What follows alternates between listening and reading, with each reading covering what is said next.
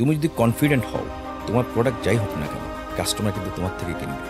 সেলসের মানুষ কমনলি বলে বকা না দিলে কাজ করে না। I never shouted with any of my colleagues in my sales career. আপনি কিন্তু অন ক্যামেরা বলছেন। অন ক্যামেরা বলছি, কেউ বলতে পারবে না, কেউ ক্লেম করতে পারবে না আমার সাথে।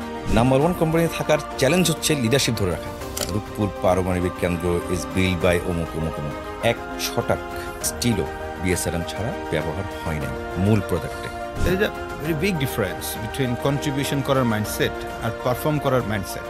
কেউ অ্যাপেক্সের জুতা কিনে, কেউ ফুটপাতের জুতাও কিনে। অনেক ভালো কোম্পানির প্রোডাক্টও আনসোল্ড থেকে যায়। 11 বছরে 8টা প্রমোশন পাইছেন, কিভাবে সম্ভব হলো?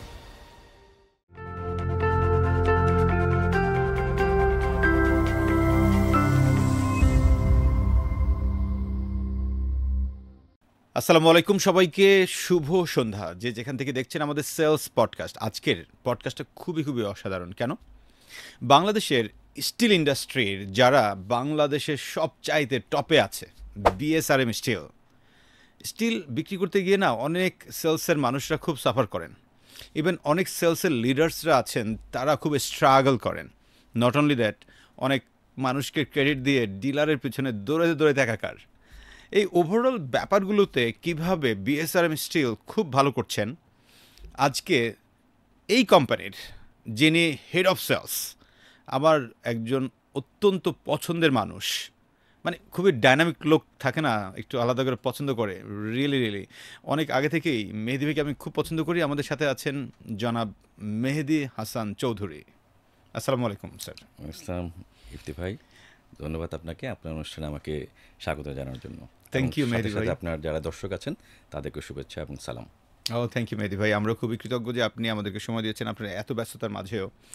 সো প্রিয় দর্শক, আমরা আপনাকে একটু বলতে চাই, মেহেদি ভাইয়ের ক্যারিয়ারটা শুরু হয়েছিল একবারে সলিড সেলসের অফিসার থেকে। উনি ফার্স্ট জয়েন করেছিলেন জিএমজি এয়ারলাইন্সে, সেখান থেকে উনি জয়েন করেন সিটিসেল থেকে পরবর্তীতে বাংলা লিঙ্কের লম্বা একটা সময়। বাই দ্য ওয়ে, বাংলা লিঙ্কে উনি 11 বছরে 8টা প্রমোশন পান। 8টা প্রমোশন 11 বছরে, ভাবা যায়? রাইট। সো এই যে 8টা প্রমোশন কীভাবে পেলেন আমরা জানবো। অ্যাট দ্য সেম টাইম উনি পরবর্তীতে যখন বিএসআরএম স্টিলে ঢোকেন, সেখানে উনি মাত্র 2 বছরেই হেড অফ সেলস হন। এবং আমরা এই গল্পগুলো আজকে শুনবো আমাদের সম্মানিত অতিথি জনাব মেহেদি হাসান চৌধুরীর কাছ থেকে। মেহেদি ভাই, প্রথম প্রশ্ন যদি করতে চাই আপনাকে, জিএমজি এয়ারলাইন্সের first sales and traffic officer হিসেবে আপনি জয়েন করেছেন। সো সেইখানে জয়েন করার প্রথম জব, কোনো স্পেশাল গল্প যেটা আপনাকে এখনও হয়তো বা মনে রাখতে হেল্প করছে সেলস জবটাকে, এরকম কোনো গল্প শেয়ার করবেন কিনা? আচ্ছা, প্রথমত আমি ম্যান অফ চট্টগ্রাম। আমি তখন গ্র্যাজুয়েশন শেষ করে আপনার বিভিন্ন কোম্পানিতে ট্রাই করছিলাম। আর বাই দিস টাইম একটা ল্যাঙ্গুয়েজ সেন্টারে ইনস্ট্রাক্টর হিসেবে কাজ করছিলাম। কিছু কাজের অভিজ্ঞতা ওখান থেকে আমার কিছু এক্সপিরিয়েন্স হয়েছে। আর আমার আব্বা আমাকে তখন একটা কম্পিউটার কিনে দিয়েছেন। ওই সময় অনেক আগের কথা বলছি, এটা ব্যাক ইন 97, 98-এর কথা বলছি। আমি বিভিন্ন সময়ে বিভিন্ন জায়গায় সিভিডি পাঠাতাম, ম্যানুয়ালি পাঠাতাম। তখন তার ইমেল টিমেল খুব বেশি ছিল না, আমরা ম্যানুয়ালি পাঠাতাম। একদিন একটা কল পাই যে আপনি একটা ইন্টারভিউ আছে আপনার, যে আসলাম, ইন্টারভিউ দিলাম। দেখি আমাকে বলছে যে আপনি একটা কাজ করেন, আপনি ঢাকা অফিসে আমাদের যান। ফার্স্ট আমার তখন ফ্লাইটে চড়ার অভিজ্ঞতা, মানে জিএমজি এয়ারলাইন্সে যেহেতু আমার জবটা ফাইনাল ইন্টারভিউ ঢাকায় হবে, ওনারা আমাকে ওখান থেকে ঢাকায় নিয়ে আসলো ওনাদের ফার্স্ট ফ্লাইটে চড়ার অভিজ্ঞতা। কিন্তু এটা আমার লাইফের ফার্স্ট অভিজ্ঞতা। মানে আপনি ইন্টারভিউ দিতে আসছেন প্লেনে করে? তো এটা আমার খুব একটা ভালো স্মৃতি বলা যায়। এবং কেন এটা ভালো স্মৃতি সেটা বলছি, দেখবেন আপনি অনেকে ওই ককপিট যেটা আছে, মানে দুই পাইলটের মাঝখানে বসেও অনেকে যখন তাদের বিমানের কোনো কর্মকর্তা বা ফ্লাইটে কোনো সিট নেয়, তো অনেক সময় যায়। আমার খুব একটা ভালো সৌভাগ্য হয়েছিল, ওই সময় বিমানটা মোটামুটি ফুলই ছিল, তো আমাকে ককপিটে করে ঢাকায় আনছে। আমি পুরো আকাশ দেখতে আসছিলাম। এটা খুব ভালো একটা অভিজ্ঞতা ছিল আমার জন্য আসলে। তো যাই হোক, আসলে যেহেতু আমি সেলস অ্যান্ড ট্রাফিকে কাজ করেছি, তার আগে ওনারা যখন জবে আমাকে দিচ্ছেন, তার আগে 1 মাস টানা আমাকে ইনহাউস ট্রেনিং করিয়েছেন। ঢাকা ওনাদের একটা রেস্ট হাউসের মতো ছিল তখন, ওখানে রেখে 1 মাস এমনভাবে ট্রেন আপ করেছে যে এখানে যে কেউ আসলে মনে হয় সে কিন্তু তার পুরো বিহেভিয়ার চেঞ্জ হয়ে যাবে। এত একটা লং টার্ম একটা ট্রেনিং করেছে ১ বছর ১ মাস যাবত। তো আমি এই ট্রেনিং করেই পরে ওখানে জয়েন করি। চট্টগ্রাম এয়ারপোর্টে জয়েন করি তখন আমি। আমার কাজ কয়েকটার মধ্যে একটা ছিল ধরেন কাস্টমারকে সার্ভ করা, এখন প্লাস ফ্লাইট আসলে অ্যাটেন্ড করা, প্লাস কর্পোরেট সেলসের জন্য আবার যখন ফ্লাইটের থাকে তখন তো একটা দুইটা ফ্লাইট অপারেট হতো আর বাকি সময়টা ফ্রি ছিলাম আমরা। তারপরে গিয়ে কর্পোরেট সেলসগুলো করতাম, যে ইনস্টিটিউশনাল সেলসগুলো করার জন্য বেরোতাম আমরা। তো একদিন খুব রাশ, মানে এয়ারপোর্টে আমাদের একটা ফ্লাইটে একেবারে কোনো সিটই নাই, একটা সিটও নাই। ওকে। এখন এক ভদ্রলোক এসছেন, সম্ভবত উনি সিএপি লেভেলের হবে, আর্মস্ট্রং সাথে আছে ওনার, ও আচ্ছা। আর্মস্ট্রং সাথে আছেন, এবং উনি যাবেই এটাতে, কোনোভাবেই ওনাকে ম্যানেজ করা যাচ্ছিল না। অনেকভাবে বলছেন, যে আর্মস্ট্রং মানে বারবার উনি টেকনিক্যালি শো করার চেষ্টা করছিল আর কি। তো আমি তখন একেবারে নবীন, একদম নবিশ বলা যায়, মাত্র জয়েন করেছি। বাট একটা জিনিস হয়েছে যে আমি আহ, যে কোনো সিচুয়েশনে খুব মাথা ঠান্ডা রাখি, আবার এটা আমি পারি, এখন পর্যন্ত আমি এটা করেছি। তো আহ, একটা সময় লাকিলি, মানে আমরা দিতে পারছিলাম না, লাকিলি একজন নোশো হয়, মানে নোশো মানে হচ্ছে মানে আসে নাই আর কি টাইমলি। তো ওই ভদ্রলোককে আমরা শেষ পর্যন্ত পাঠাতে পেরেছিলাম। আমি জানি না যদি না পাঠাতে পারতাম কী হতো আর কি। এই অভিজ্ঞতাটা আমার এখনও মনে আছে আর কি। আর এই সময় আবার যিনি আমার বস ছিলেন, মানে ওখানকার, তখন উনি একবার কোনো একটা কাজে একটা বকা দিয়েছিলেন আমাকে। আমার খুব মন খারাপ হয়েছিল, কিন্তু আমি এখন ওনাকে খুব রেসপেক্ট করি, জানেন, এখনই ওনার সাথে এখনও যোগাযোগ আছে। উনি অবশ্যই যেই জন্য বকা দিয়েছেন এর জন্য আমার একটা ভুল ছিল। তখন তো নতুন নতুন যারা জব করে মাত্র ঢুকে, তাদের হয়তো অনেক দেখবেন আপনার কোনো এই ধরনের কোনো অভিজ্ঞতা আগে থেকে থাকে না, আমারও ছিল না। তা নতুন নতুন ভুল হতেই পারে, কিন্তু আমি মাথায় নিতে পারতেছিলাম না যে আমাকে কেউ বকা দিচ্ছে, এটা একটা নেয়ার মতো না আর কি। তা মনে মনে অনেক রাগ হয়েছিল, ওনাকে কিছু বলিনি। পরবর্তীতে ওনার সাথে বেশ ভালো রিলেশন হয়েছে, এখনও ওনার সাথে আমার কন্টিনিউশন আছে। এটা এটা একটা স্মৃতি রয়ে গেছে আমার।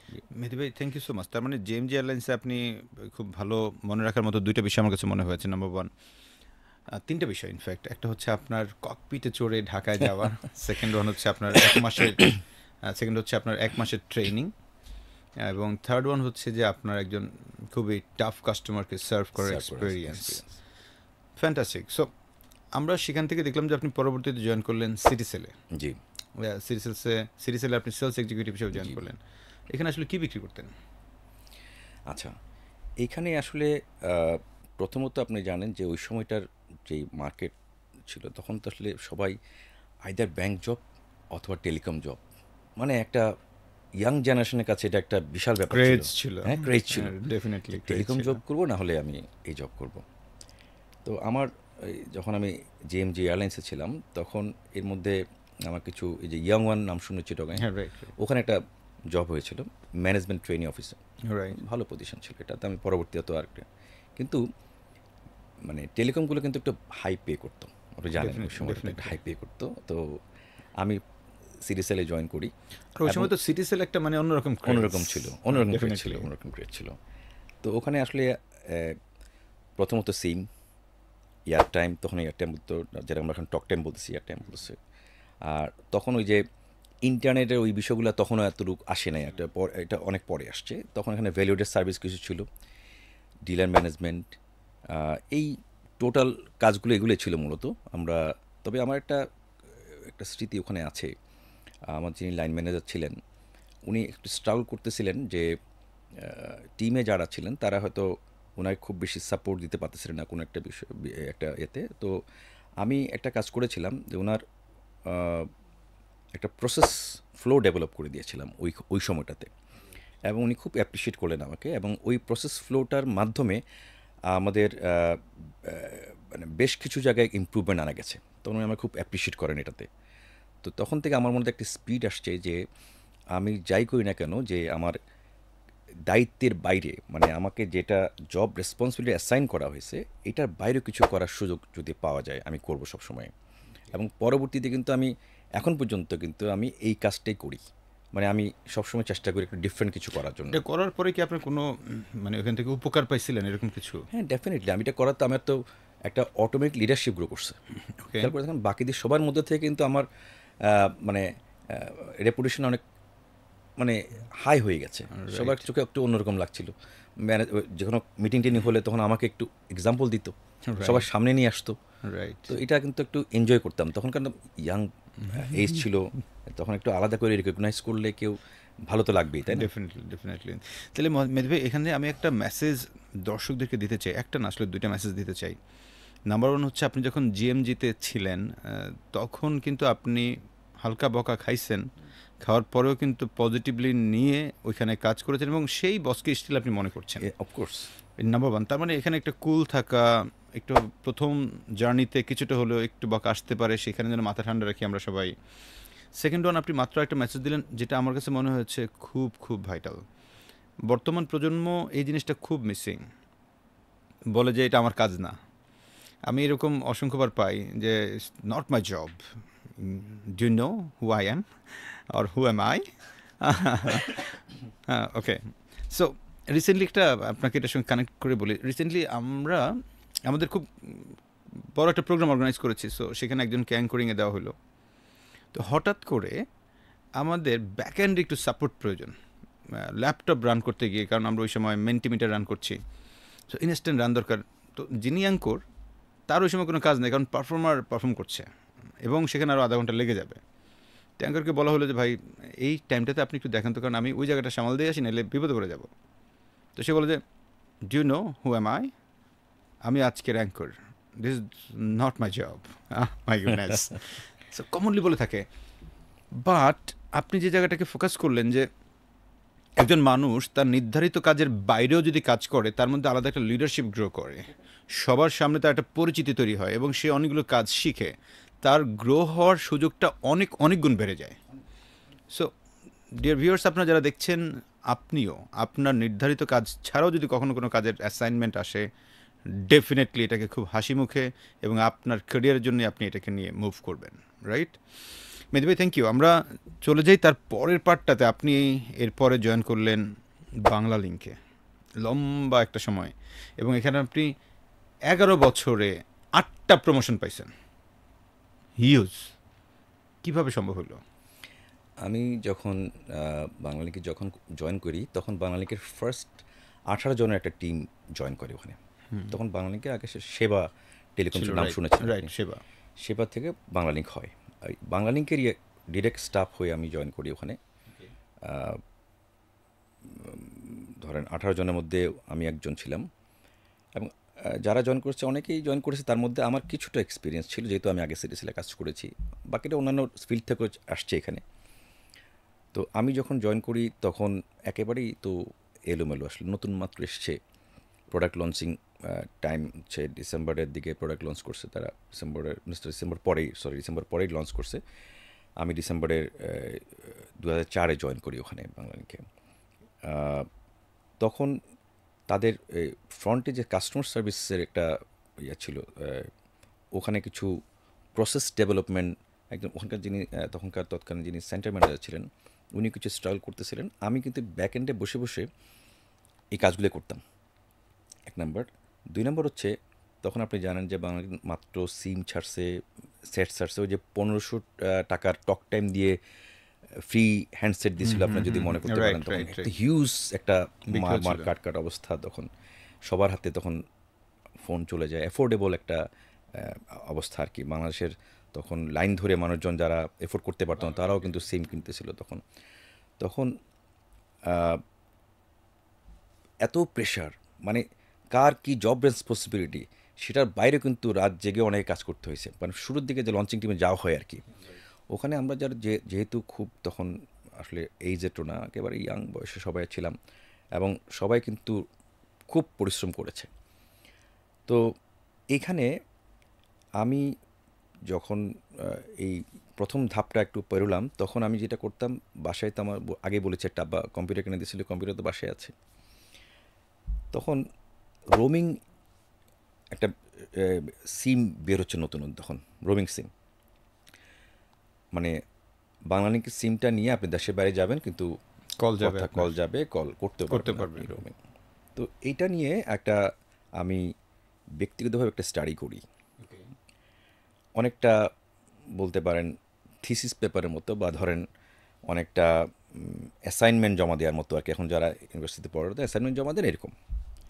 তো আমি যখন অ্যাসাইনমেন্টটা জমা দিই তখনকার ওই সময়টাতে একজন ডিরেক্টর ছিলেন, the lady director, she is from Pakistan. ওই সময়টাতে শি ওয়াজ সো অ্যামেজড, এবং উনি সবাইকে ইমেল দিয়েছেন আমাকে অ্যাপ্রিসিয়েট করে। My goodness. স্ট্রাগল করতেছিলাম তখন আমার যিনি লাইন ম্যানেজার ছিলেন, she was also lady that time, okay. But উনি সামহাও আমাকে একটু কম পছন্দ করতেন। হয় না এরকম, হ্যাঁ, কর্পোরেট আপনি definitely. জানেন যে একটু কাউকে Commonly. একটু বেশি পছন্দ থাকে, Right. কাউকে কম পছন্দ করা থাকে। বাট আমি যখন এটা দিয়েছি তখন আমার কিন্তু রেপুটেশন অনেক হাই হয়ে গেছে অটোমেটিক্যালি, একদম টপ লেভেল পর্যন্ত আমাকে চিনে গেছে। তো যখন প্রমোশনের টাইমগুলো আসে আমাকে ইগনোর করার সুযোগ পাচ্ছিল না কোনোভাবে। ওকে। অলরেডি কিন্তু আমার উনার লাইন ম্যানেজার, তার লাইন ম্যানেজার সবাই আমার সম্বন্ধে জানে। তো উনার যারা পছন্দের লোকজন আছে তাদেরকে হয়তো উনি দিচ্ছে, কিন্তু আমাকে বাদ দেওয়ার কোনো সুযোগ পাচ্ছে না। এই যে স্টার্ট হলো একটার পর একটা, আমি একটার পর একটা কন্ট্রিবিউট করতে শুরু করলাম বাঙালিকে। পরবর্তীতে এটা একটা আমি আপনাকে বলেছি রোমিং সিমে একটা কন্ট্রিবিউট করেছি। আরেকটা জায়গায় কন্ট্রিবিউট করেছিলাম তখন ভ্যালুয়েটেড সার্ভিস সেবা যখন মানে ফ্রন্ট ডেস্কের ছেলেরা দিচ্ছিল, তখন আসলে আজকের মতো এত গুছানো অ্যাপস বা এরকম কোনো সিস্টেম না। ছিল না আসলে। তখন আমি যেটা করলাম, আমি মোটামুটি এক্সেল, ওয়ার্ড এগুলো আমি মোটামুটি নিজে নিজেই শিখছি। আমি কোথাও যাইনি, সব নিজে নিজে বসে বসে শিখছি ঘরের মধ্যে। তো ওই এক্সেলে আমি প্রত্যেকটা শিটে এক একটা সার্ভিসকে নিয়ে আমি ডিটেলস করে দিয়েছিলাম, যাতে ছেলেগুলো ক্লিক করলে যখন পেয়ে যায় যে এই সার্ভিসটা জানতে চাচ্ছে কাস্টমার, কোনো তার মেমোরিতে না থাকে তখন দেখে যাতে বলে দিতে পারে। তো পরবর্তীতে এইখান থেকে কিন্তু একটা পোর্টাল ডেভেলপড হয়। তো এটা আমার একটা কন্ট্রিবিউশন ছিল বলে আমি বিশ্বাস করি, এখন পর্যন্ত এটা ফ্রন্ট ডেস্কে এটা আছে। তো এই যে ছোট ছোট কন্ট্রিবিউশন কিন্তু এটা আসলে ইম্প্যাক্ট অনেক আছে বড়। আমাকে, এবং পরিচিতি দিয়েছে, বেশ পরিচিতি দিয়েছে। মেহেদী ভাই, তাহলে এখানে আপনি যে জিনিসটা আমি পিক করতে চাই, যে আপনার 11 বছর 8টা প্রমোশনের পিছনে অন্যতম একটা ব্যাপার ছিল যে আপনি অলওয়েজ কন্ট্রিবিউটরি ছিলেন। হ্যাঁ, এক্স্যাক্টলি। মানে অলওয়েজ আপনার মধ্যে একটা ক্ষুধা থাকতো যে ওকে, আমি যেহেতু বাংলালিংকে জব করছি, আমার কন্ট্রিবিউশনের জায়গাটা কোথায়। এক্স্যাক্টলি। আমরা যে জায়গাটা খুব মিসিং পাই কর্পোরেট জব যারা করি তাদের ক্ষেত্রে হচ্ছে যে সে 9টা 5টা কীভাবে 5টা বাজবে ওই জন্য চিন্তায় থাকে। কন্ট্রিবিউশনের যে জায়গাটা না থেকে বরং তার উপরে যে অ্যাসাইন্ড হয়েছে ওইটুকু কোনো রকম সে পারফর্ম করার চেষ্টা করে। There is a very big difference between contribution করার মাইন্ডসেট আর পারফর্ম করার মাইন্ডসেট। কারণ আপনি যখন কন্ট্রিবিউট করবেন তখন কিন্তু আপনি পারফরমেন্স থেকে আরও অনেক বেশি কিছুতে যাবেন, এটাই বাস্তবতা। তো সেই কাজটা আপনি করেছেন এবং সেখানে আপনার ইমিডিয়েট লাইন ম্যানেজার কিছুটা হলেও আপনার প্রতি ইয়ে থাকার পরেও সে কিন্তু আপনাকে বাধ্য হয়েছে প্রমোট করতে, কিছু করার ছিল না। কিছু করার ছিল না, রাইট, সবাই জেনে গেছে। জেনে গেছে। সো এই মেসেজটা আমরা সবাইকে দিতে চাই। দেখেন, আমরা যারা জব করি তাদের ক্ষেত্রে অলওয়েজ কোম্পানির প্রতি কন্ট্রিবিউশনের ব্যাপারটা আমি বলবো না, আমি বলতে চাই আপনি নিজের মার্কেট ভ্যালু বাড়ানোর জন্য কন্ট্রিবিউট করা। বিকজ আপনি ওয়ান্স কোনো একটা কাজে যদি কন্ট্রিবিউট করে ফেলেন, ওই সেগমেন্টের অনেক কোম্পানি কিন্তু এটা দেখে বা জানে, কারণ প্রত্যেকের সাথে একটা লাইন আছে আর কি, একটা কোনো না কোনো লিঙ্ক আছে। তো সেই জায়গাটা থেকে আপনি কিন্তু নিজে গ্রো করছেন অনেক বেশি। আলটিমেটলি সেই জায়গাটা থেকে আপনি বড় হতে হেল্প হবে আপনার অনেক বেশি। তা না হলে যে একটা বিগ কোম্পানির টপ পজিশনে আসা মানে শুধু নর্মাল জব করে হবে না, একটু beyond your expectation definitely, or comfort জোনের বাইরে গিয়ে কিছু কাজ করতে হবে, রাইট মেহেদী ভাই? ডেফিনেটলি। মেহেদী ভাই, আপনার এই যে 11 বছর 8টা প্রমোশনে আপনি যেটা বলছেন যে ভ্যালুয়েটেড সার্ভিস, তারপরে আপনার রোমিংয়ে আপনি কন্ট্রিবিউট করেছেন, 8টা প্রমোশন, তারপরে না আমার কাছে বেশি মনে হয় ফাস্টার হয়ে গেছে। ফাস্টার হয়ে গেছে। না আসলে এটাকে আমরা বলি পারফরমেন্স কালচার। ওকে। আপনি যখন যেই ছেলেটা ডিজার্ভ করে তাকে যদি আপনি জায়গা মতো পৌঁছে দেন, সে কিন্তু আরও বেশি কাজ করবে, কন্ট্রিবিউট করবে। রাইট। আর রং লোককে যদি আপনি প্রমোট করতে থাকেন, এটা আপনাকে লাইবিলিটি বাড়াবে শুধু। তো বর্তমান সময়ে আপনি কি দেখেন, কর্পোরেট কালচারটা কি আসলে রাইট লোককে প্রমোট করছে, অর মোস্ট অফ দ্য ক্ষেত্রে আমরা দেখছি যে আসলে কাছের মানুষ পলিটিক্সের কারণে রং লোকগুলো উপরে উঠতেছে? এটা আসলে প্রথমত প্রতিষ্ঠান টু প্রতিষ্ঠান ভ্যারি করে, ডেফিনেটলি। এটা একটা সাইড। আরেকটা সাইড হচ্ছে, হ্যাঁ, এটা প্রত্যেক প্রতিষ্ঠানে কম বেশি আছে, কোথাও একটু বেশি আছে, কোথাও কম আছে। অনেক সময় রং লোকও কিন্তু প্রমোটেড হয়। আবার অনেক সময় একবার খুব মানে তার এক্সপার্টিস আছে, দখল আছে ভালো, পারফরমেন্স আছে, তারপরেও কোনো না কোনোভাবে হয়তো তার হচ্ছে না। এটা কিন্তু সমাজে বা আমাদের কর্পোরেট লাইফে দেখবেন আপনি এটা। অ্যাভেলেবেল আছে। কিন্তু আপনি স্টারকে কখনো আপনি দমায় রাখতে পারবেন না, এটা হলো বড় কথা। কোনো অবস্থাতে পারবেন না। আপনি করবেন হয়তো, আপনি এখানে দমায় রাখছেন, কিন্তু তার জায়গায় এখানে না, সে কিন্তু ঠিকই বেরিয়ে যাবে, উঠবেই। কোনো না কোনোভাবে বেরিয়ে যাবে। আমি আজকেও আমাদের সেলস মিটিংয়ে সকালে ছেলেদেরকে বলছিলাম যে ভাই, তুমি তোমার জন্য কাজ করো, তুমি তোমাকে চ্যালেঞ্জ করো, তুমি গত বছর যা করছো সেখান থেকে ছাড়াই কিভাবে যাবা তুমি, সেটা আগে তুমি দেখো। তুমি মনে করবে না যে হ্যাঁ, অনেক সময় দেখা যায় কেন যে কোনো অর্গানাইজেশনে একটা জায়গায় আপনি তার যে লেভেল বা বক্স, এটা ক্লোজ, এই বক্সের উপর আর যেতে পারবেন না যদি আপনার রোল চেঞ্জ না হয়। এরকম হতে পারে, অনেক রাইট। পজিশনে আছে। আচ্ছা, আচ্ছা। তাহলে তার তার মানে কি তোমার কি জায়গা শেষ না? তুমি তখনও তোমার কাজগুলো কন্টিনিউ করে যাবে, ভালো কাজগুলো কন্ট্রিবিউট করতে থাকবে, যাতে এমন হয় যে তোমাকে অন্য কম্পিটিশন তোমাকে নিয়ে যেতে চায়, আর আমাকে তুমি চ্যালেঞ্জ দাও যে তোমাকে আমি কীভাবে রিটেন করব। রাইট। তুমি তোমাকে এই জায়গায় নিয়ে যাও, তাহলে তুমি নিজের প্রতি জাস্টিস করবে, আদারওয়াইজ তুমি তোমার নিজের প্রতি ইনজাস্টিস করতেছো। আমি এই মেসেজটা কিন্তু আমি একদম আমি তো আসলে ম্যানেজারের রোলে এসেছি আমার 2007 থেকে, আমি 7 থেকে, হ্যাঁ 2007 থেকে, আমি 6 থেকে সম্ভবত, 7 হবে, 7 থেকে আমি ম্যানেজারের রোলে আছি, টিম চালাই আর কি। আমি তখন থেকে এখন পর্যন্ত এই মেসেজগুলো ছেলেদেরকে দেওয়ার চেষ্টা করি, এবং প্রত্যেকটা ছেলেকে আমি মনে করি যদি সে রিসোর্সফুল হয়, যদি তার নলেজ থাকে, সে উঠবেই, তাকে ঠেকা রাখার কোনো স্কোপ নাই। এবং আমি একটা কথা, আরেকটা জিনিস বললাম আজকে সকালে, বলতেছিলাম যে তুমি যদি কনফিডেন্ট হও, তোমার প্রোডাক্ট যাই হোক না কেন, ওই কাস্টমার কিন্তু তোমার থেকে কিনবে। ডেফিনেটলি কথার মধ্যে সেটা আসতে হবে। কনফিডেন্সটা কোত্থেকে পাবে তুমি? জিজ্ঞেস রাইট। করলাম যে কনফিডেন্স কোত্থেকে আসবে? কনফিডেন্স আসলে বেসিক্যালি আসবে কোত্থেকে? নলেজ থেকে নলেজ আসবে। থেকে আসবে। ডেফিনেটলি। নলেজ আসবে কোত্থেকে? এক্সপিরিয়েন্স থেকে আসবে।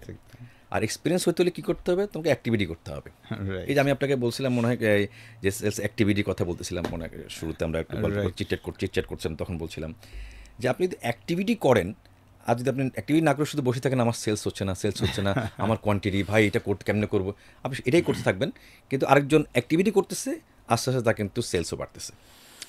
মেহেদী ভাই, এইটাতে যদি আমি কানেক্ট করি একটা বিষয়, এর আগেও কোনো একটা পর্বে অবশ্য বলেছিলাম যে 3 Idiots মুভিটা নিশ্চয়ই আপনিও দেখেছেন। তো 3 Idiots মুভির মেইন এসেন্স ছিল যে জায়গাটায় যে আপনার এক্সিলেন্স বাড়ান,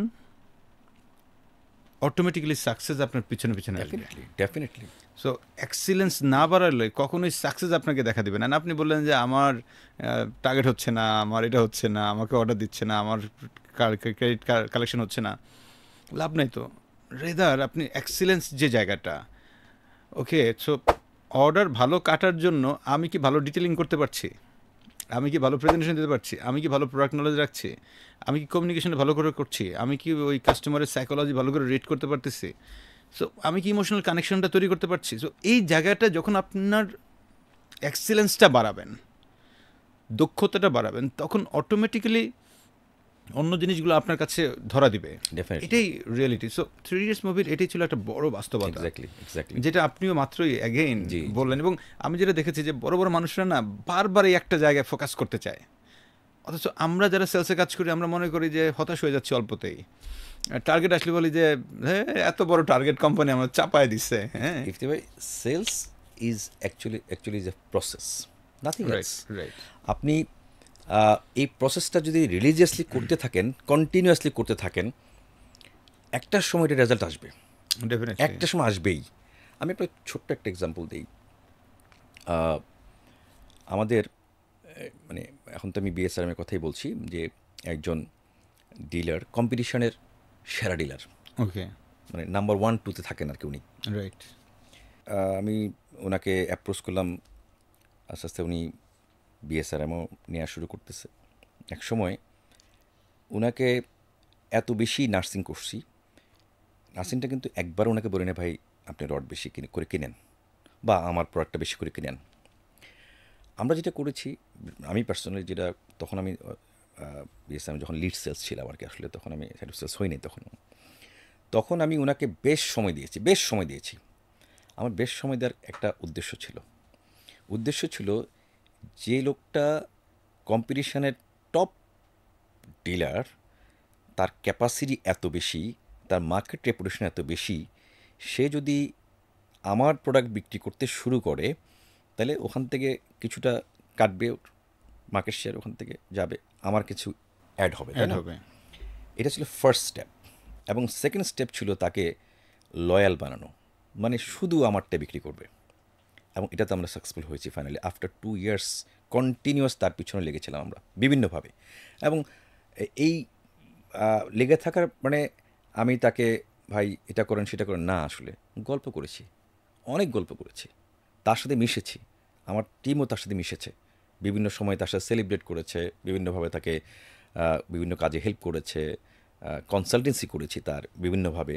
একটা সময় সে দেখলো যে না, উনি যা বলে তাই, ব্যাপারটা এরকম হয়ে গেছে। আরেকটা ছোটো গল্প আছে, আমি আপনাকে বলি।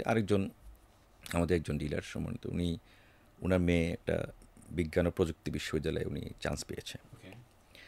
ওনার বড় ছেলে ইউএসএতে পড়ায়, মানে মানে কোনো একটা ইউনিভার্সিটিতে পড়ায়। আবার ওনার মেয়ের হাজব্যান্ড ইউএনও। তাহলে ওনার দেখেন এডুকেশন নিয়ে কোনো প্রবলেম নেই কিন্তু, না, উনি জানে কিন্তু যে ওখানে বললেও হবে। তারপরেও কিন্তু সে কনসাল্ট করার সময় সে আমাকে ফোন দিয়ে বলছে যে আমার মেয়ে তো এখানে চান্স পেয়েছে, এইটা সাবজেক্ট আছে। কতটুকু ট্রাস্ট? আপনি আমাকে একটু বলেন কোথায় আমি কোন সাবজেক্টে ভর্তি করালে ভালো হবে। এবং ট্রাস্ট মি, আমি ওনার সাথে কথা বলতে একটা সময় ওনার কী চাওয়া বা মেয়ের কি এক্সপার্টাইজ, এটা নিয়ে আমি ওনাকে একটা সাজেস্ট করেছি এবং উনি তাই করেছেন। তাহলে কোন জায়গায় পৌঁছালে ওনার ফ্যামিলিতে এত এডুকেটেড লোক থাকার পরেও উনি আমার কাছ থেকে সাজেশন নেয়। বিশাল ব্যাপার, এটা একটা বড় ট্রাস্টের জায়গা। মানে আস্থার জায়গাটা কোন পর্যায়ে গেলে মানুষ তার ফ্যামিলিয়াল এরকম একটা গুরুত্বপূর্ণ ডিসিশন, তাও তার সন্তানকে নিয়ে আপনার সাথে শেয়ার করে আপনারটাই সে ফলো করে। অনেক অভিজ্ঞতা আছে এরকম, অনেক রকম আমরা এরকম গল্প অনেক মাঠে তো প্রত্যেকটা, আমি জানি আমাদের বাংলাদেশের যত সেলস পিপল আছে প্রত্যেকের ছোট অনেক গল্প আছে। এই গল্পগুলো বলে শেষ করার মতো না আসলে। অ্যাবসলিউটলি। মেহেদী ভাই, আপনার এইখানে আমি একটা জিনিস আপনার থ্রুতে দর্শককে বলতে চাই, যে আপনি বলছেন সেলিব্রেশনের একটা বিষয় আপনার সেই ডিলারের সাথে। সো কিছুদিন আগে আমাদের একটা ট্রেনিং, আপনি জানেন যে আমি সেলস লিডারশিপ ট্রেনিং করাই। সো আমাদের একটা পাবলিক ট্রেনিংয়ে একজন পার্টিসিপেন্ট জয়েন করেছিলেন। উনি বাংলাদেশে কোনো একটা বড় সিমেন্ট কোম্পানির ডিলার। তো এখন সে আমাকে বলতেছিল যে ইফতি ভাই, আমি একটা কাজ করি, আমার রিটেলারদের মধ্যে যারা আবার একটু বড়, এরকম ধরেন আমার 10টা রিটেলার আছে, তো আমি ওই রিটেলারের ম্যারেজ ডেটা কালেক্ট করে এবার যেটা করি, যেদিন ওনার ম্যারেজ ডে সেই দিন সকালে আমি 2জন কলিগ পাঠিয়ে দিই, সঙ্গে একটা পাঞ্জাবি আর একটা শাড়ি এবং একটা কেক। সুন্দর করে আমার লোকজন নিয়ে ওনার রুমে, ওনার বাসায় গিয়ে এটাকে কাটে, ওইটা ছবি তুলে এবার এটাকে সুন্দর করে আমি আবার ফ্রেম করে পরদিন ওই ফ্রেমটা গিয়ে ওনার বেডরুমে লাগাই দিয়ে আসে পোলাপান। মাই গুডনেস, আমি না এটা শুনে অবাক হয়েছি। বলে যে এই লোক চিন্তা করেন, উনি বেডরুমে উঠে একবার আমারে দেখে, কারণ ফ্রেম দেখা মানে তো সে মনে করছে ইয়াস এটা আমার ডিলারের এই কাহিনী। তো আলটিমেটলি এ প্রতি বছরই আমার বিক্রিটাকে আরও অনেক বাড়াচ্ছে। এক্স্যাক্টলি। এই যে একটা কানেকশন, এটা তো আপনি কখনো টাকা দিয়ে হবে না। না, ডেফিনেটলি নট। সেলসের আসলে আমি সবসময় একটা কথা বলি, sales is not at all selling, sales is helping others. Of course আপনি যত বেশি হেল্প করবেন, যত বেশি কানেক্টেড থাকবেন, সেলস তো আসলে অনেকে মানে মানুষ বাইং প্যাটার্ন যদি চিন্তা করেন, মানুষ কিন্তু লজিক্যালি খুব কম লোকই বাই করে, বেশিরভাগই ইমোশনালি বাই করে। আপনি একটু চিন্তা করে দেখেন, আপনি যখন মার্কেটে যান আপনি কত লজিক্যালি কিনেন আসলে, নাকি ইমোশনালি কিনেন? খুবই রিয়েলি। এটা একটা আছে কিন্তু, এই যে ড্যানিয়েল কাহনেম্যান নামক এক বিখ্যাত নোবেল লরিয়েট, উনি গবেষণা করে একটা বইও লিখছেন কিন্তু, থিঙ্কিং ফাস্ট অ্যান্ড স্লো। তো ওনার গবেষণা লব্ধ থেকে যেটা পাওয়া যায় যে মানুষ ইমোশনালি বাই করে 90% আর লজিক্যাল মাত্র 10%। এক্স্যাক্টলি। সো আপনি একবারে খুব সঠিকভাবে ধরছেন। ইভেন আপনি যে বলছেন সেলস মানে হেল্পিং আদার্স, আরেকটু কি খোলাসা করে বলবেন? কারণ আমরা মনে করি যে সেলস মানে কমনলি কাউকে জিজ্ঞেস করলেই সেলস মানে হচ্ছে আমি আপনাকে পণ্য দিব, আপনি আমাকে টাকা দিবেন। This is sales. ইজ হ্যাঁ, ইট? আমি আমি আপনাকে একটা জিনিস বলি। লেটস সে এটা একটা স্যামসাং মোবাইল, রাইট। এই এটা নোট। তো আমি কখন নোটে ট্রান্সফার হইলাম, মানে কেন আমি নোটে আসলাম, ট্রান্সফার করলাম? আমি যখন মোবাইল কিনতে যাই মার্কেটে, আমার হয়তো স্যামসাং নোট না নিয়ে অন্যটা নেওয়ার প্ল্যান ছিল আমার। তো যেই সেলসম্যান সে আমাকে তার ফিচার বললো প্রথমে। ফিচারটা কি? স্যার এখানে একটা নোট আছে, মানে একটা পেন আছে, এই পেনটা সে আমাকে দেখাইছে। এরপরে পরবর্তীতে সে আমাকে বলছে যে এই আপনি তো স্যার বিভিন্ন জায়গায় ভিজিটে যান, অনেক সময় নোট বই আপনি সাথে হয়তো নিতে মিস করে যান, তখন কিন্তু আপনি নোট নিতে পারবেন। রাইট। এটা ছিল হচ্ছে বেনিফিট। রাইট। আমরা সেলসম্যানরা অনেক সময় ফিচার বলি, বেনিফিটটা নিয়ে আমরা কানেক্ট করি না। ডেফিনেটলি। দেখেন আজকে পর্যন্ত আমি কিন্তু বেনিফিটটা কিন্তু মনে রাখছি। আমি কিন্তু এটাই ব্যবহার করছি, এটা যাওয়ার পর আবার এটা নিচ্ছি, এটা আপগ্রেড ভার্সনটা তাও নোটে আছে যেখানে পেন আছে। রাইট। তো যে কোনো প্রোডাক্টের ক্ষেত্রে এখন মানুষজন সলিউশন খুঁজে, আপনি ভালো করে জানতে ট্রেনিং করেন। অ্যাবসলিউটলি। এখন মানুষজন বেনিফিট খুঁজে। ডেফিনেটলি। আপনি যদি বেনিফিট এবং সলিউশন দিয়ে মানুষকে বোঝাতে পারেন, তাহলে হোয়াই নট, আপনারটা কেন কিনবে না সে? মানুষ তো এমন না যে শুধু সস্তা খুঁজে।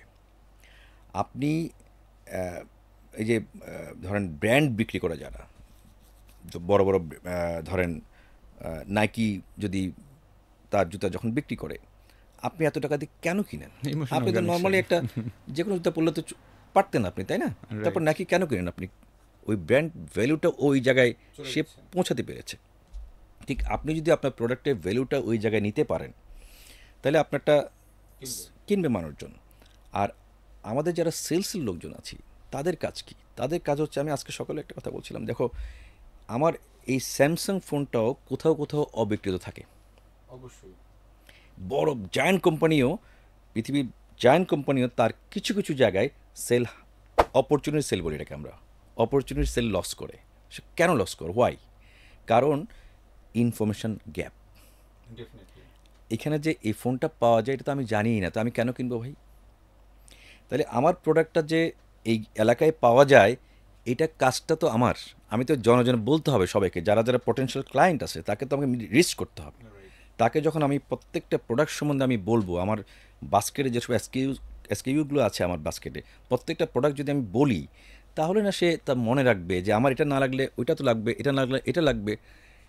আপনার বিক্রি হবে, কিন্তু আপনি ইনফরমেশনটা দিতে হবে।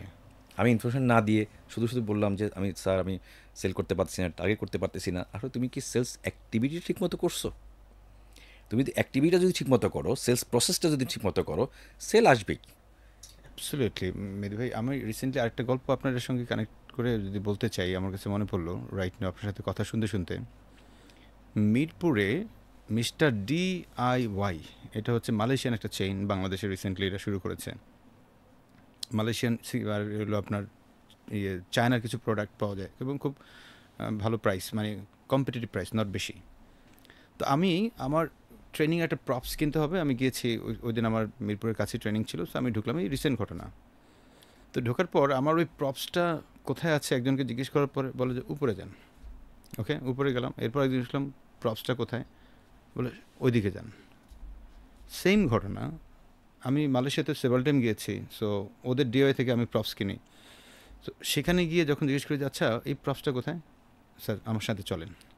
ও এবার আমাকে সঙ্গে করে নিয়ে বলে স্যার এই যে এখানে আছে, এখানে এই সেগমেন্টটা, এখানে এই সেগমেন্টটা, স্যার আপনি কোনটাকে চিন্তা করছেন? মানে সে আমাকে সঙ্গে করে নিয়ে আমাকে ফুল ফ্লেজেড সার্ভিসটা দিয়ে দেন আমাকে প্লেসড করছে। সেম প্রতিষ্ঠান বাংলাদেশে যখন আসলো, বাংলাদেশি পিপল সার্ভ করছে, এখানে কিন্তু পুরাটাই উল্টা চিত্র।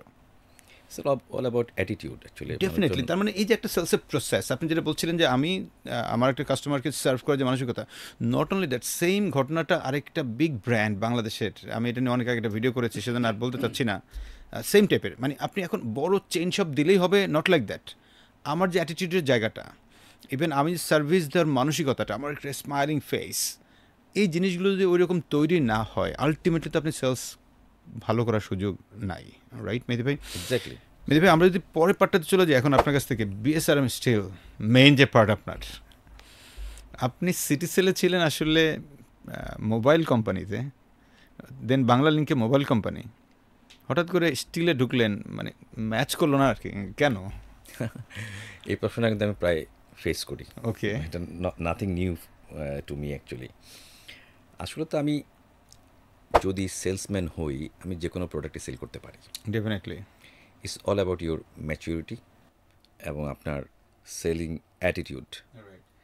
আপনি যদি আপনার মধ্যে সেলিং অ্যাটিটিউড থাকে, আপনি যে কোনো কিছুই সেল করতে পারবেন। আসলে আমি যখন টেলিকমে, আমি তো দীর্ঘ 11.5 বছর কাজ করেছি। আমরা যখন টেলিকম ছেড়ে আসছি, তখন কিন্তু মার্কেটটা ওভারঅল স্যাচুরেটেড হয়ে গেছে অলমোস্ট। তখন কিন্তু দেখবেন আপনি এয়ারটাইম থেকে তখন কিন্তু ওই যে ইয়েতে কনভার্ট হচ্ছে আস্তে আস্তে, মানে ইন্টারনেটে কনভার্ট হচ্ছে আস্তে আস্তে, 4G 5Gর বিষয়গুলো আসতেছে তখন।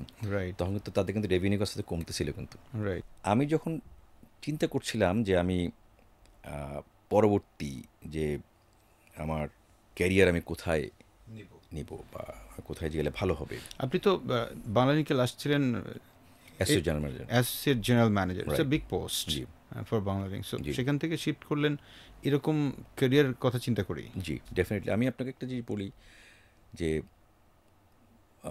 মানুষের যে নিডগুলো আছে, তার মধ্যে আমরা বলি অন্ন, বস্ত্র, বাসস্থান, কথাগুলো বলি না আমরা, চিকিৎসাগুলো বলি আমরা। তার মধ্যে বাসস্থান একটা কিন্তু বেসিক নিড হয়ে গেছে না, এবং এবং আমাদের মতো এই কান্ট্রিগুলোতে মানে এটার মানে এটা থাকবে, মানে কন্টিনিউশন থাকবে, অনেক দিন পর্যন্ত যাবে। আপনি যদি আমি একটা স্ট্যাটিস্টিক দিই আপনাকে। আমাদের এখানে এখনও পার ক্যাপিটা স্টিল কনজাম্পশন হচ্ছে only 46 kilo. Per capital 46 kilo 46 kilo steel steel consumption. Consumption. Okay. আর এটা পার্শ্ববর্তী কান্ট্রিতে প্রায় 74-5 থেকে বেশি। 74-5 কিলো থেকে বেশি, জি, কিলো Oh, পার okay. ক্যাপিটা। আর কিছু কিছু ফার্স্ট ওয়ার্ল্ড কান্ট্রি আছে যেখানে এটা অনেক বেশি, 100-150 আছে। তার মানে আমাদের এখানে অনেক দূর যাওয়ার সুযোগ আছে এখন স্টিল। ডেফিনেটলি। আর মানুষজন যখন সে একটা জব করে, কিছু টাকা পয়সা হয়, কিংবা একটা ব্যবসা করে টাকা পয়সা হয়, তার বাবার বাড়ি থাকার পরে সে একটা নিজের বাড়ি করার চেষ্টা করে, ডেফিনেটলি। ঠিক না? হ্যাঁ। তো এইটার কিন্তু শেষ নাই, কিন্তু এন্ডলেস। এবং আপনার গ্রো করবে grow করবেই। কন্টিনিউয়াসলি। দেখেন, আগে যেসব বিল্ডিং 5-6 তলা বিল্ডিং ছিল, এখন তারা কি করছে, ডেভেলপারকে দিয়ে দিচ্ছে, দিয়ে আরো বড় হাইরাইজ করতেছে। 12 তলা 13 এটা তলা করে ফেলছে। আপনি নিশ্চিত দেখবেন, এই যে ডেভেলপার যারা বানাচ্ছে, হয়তো আমরা থাকবো না এক সময়, ওইটাও ভাঙবে, আরেকটা কিছু হবে এরপরে। মেবি। রাইট, কারণ মানুষ তো এন্ডলেস, endless. এটা চলবেই। রাইট। তো কনস্ট্রাকশন ইন্ডাস্ট্রি আমার কাছে মনে হয়েছে যে it's one of the best industry আমি বলবো বাংলাদেশে, যে এখানে কাজ করা যায় আর কি। মেহেদী ভাই, এখানে আমার একটা সম্পর্ক প্রশ্ন চলে আসে। ধরেন আমরা যারা আমাদের ক্যারিয়ারটাকে সুইচ করি অনেক ক্ষেত্রেই, লাইক এক কোম্পানি থেকে আরেক কোম্পানিতে যাওয়া অথবা একটা সেক্টর থেকে আরেকটা সেক্টরে যাওয়া, সেক্ষেত্রে তারা খুবই দোদুল্যমানে থাকে।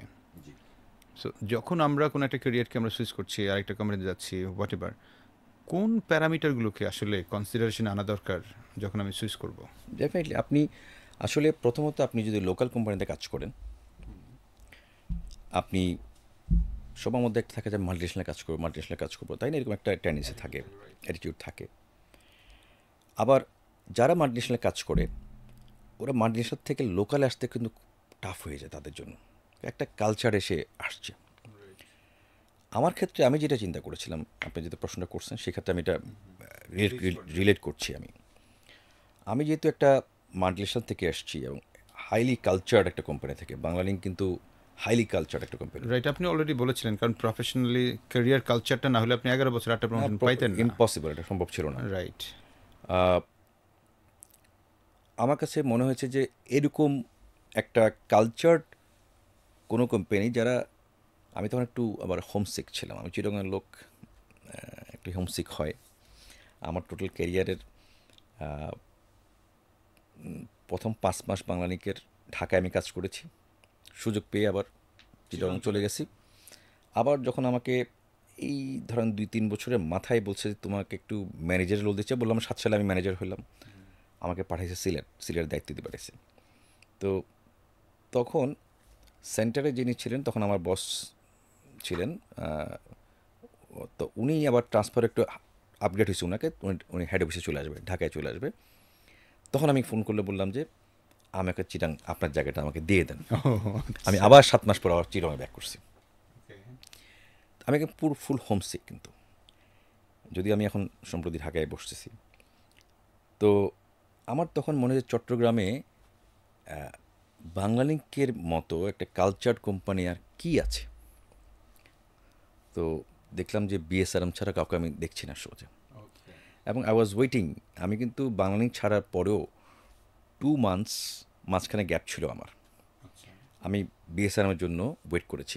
বাংলালিংক একটা ভিআরএস দিয়েছিল, যে ভলান্টারি সেপারেশন স্কিম দিয়েছিল ওই সময়টাতে। এটা হচ্ছে 16 সালের ফেব্রুয়ারি কি মার্চের দিকে দিয়েছিল আর কি, যে একটা অফার দিয়েছিল বিশেষ করে যারা ওই সময়টাতে আপনার ওই যে নেটওয়ার্কিং কাজ করতো, জুনিয়র ইঞ্জিনিয়ারের কাজ করতো, এখানে টেকনিক্যাল মেনটেন্যান্স এগুলো করতো, তাদের জন্য দিয়েছিল বেসিক্যালি।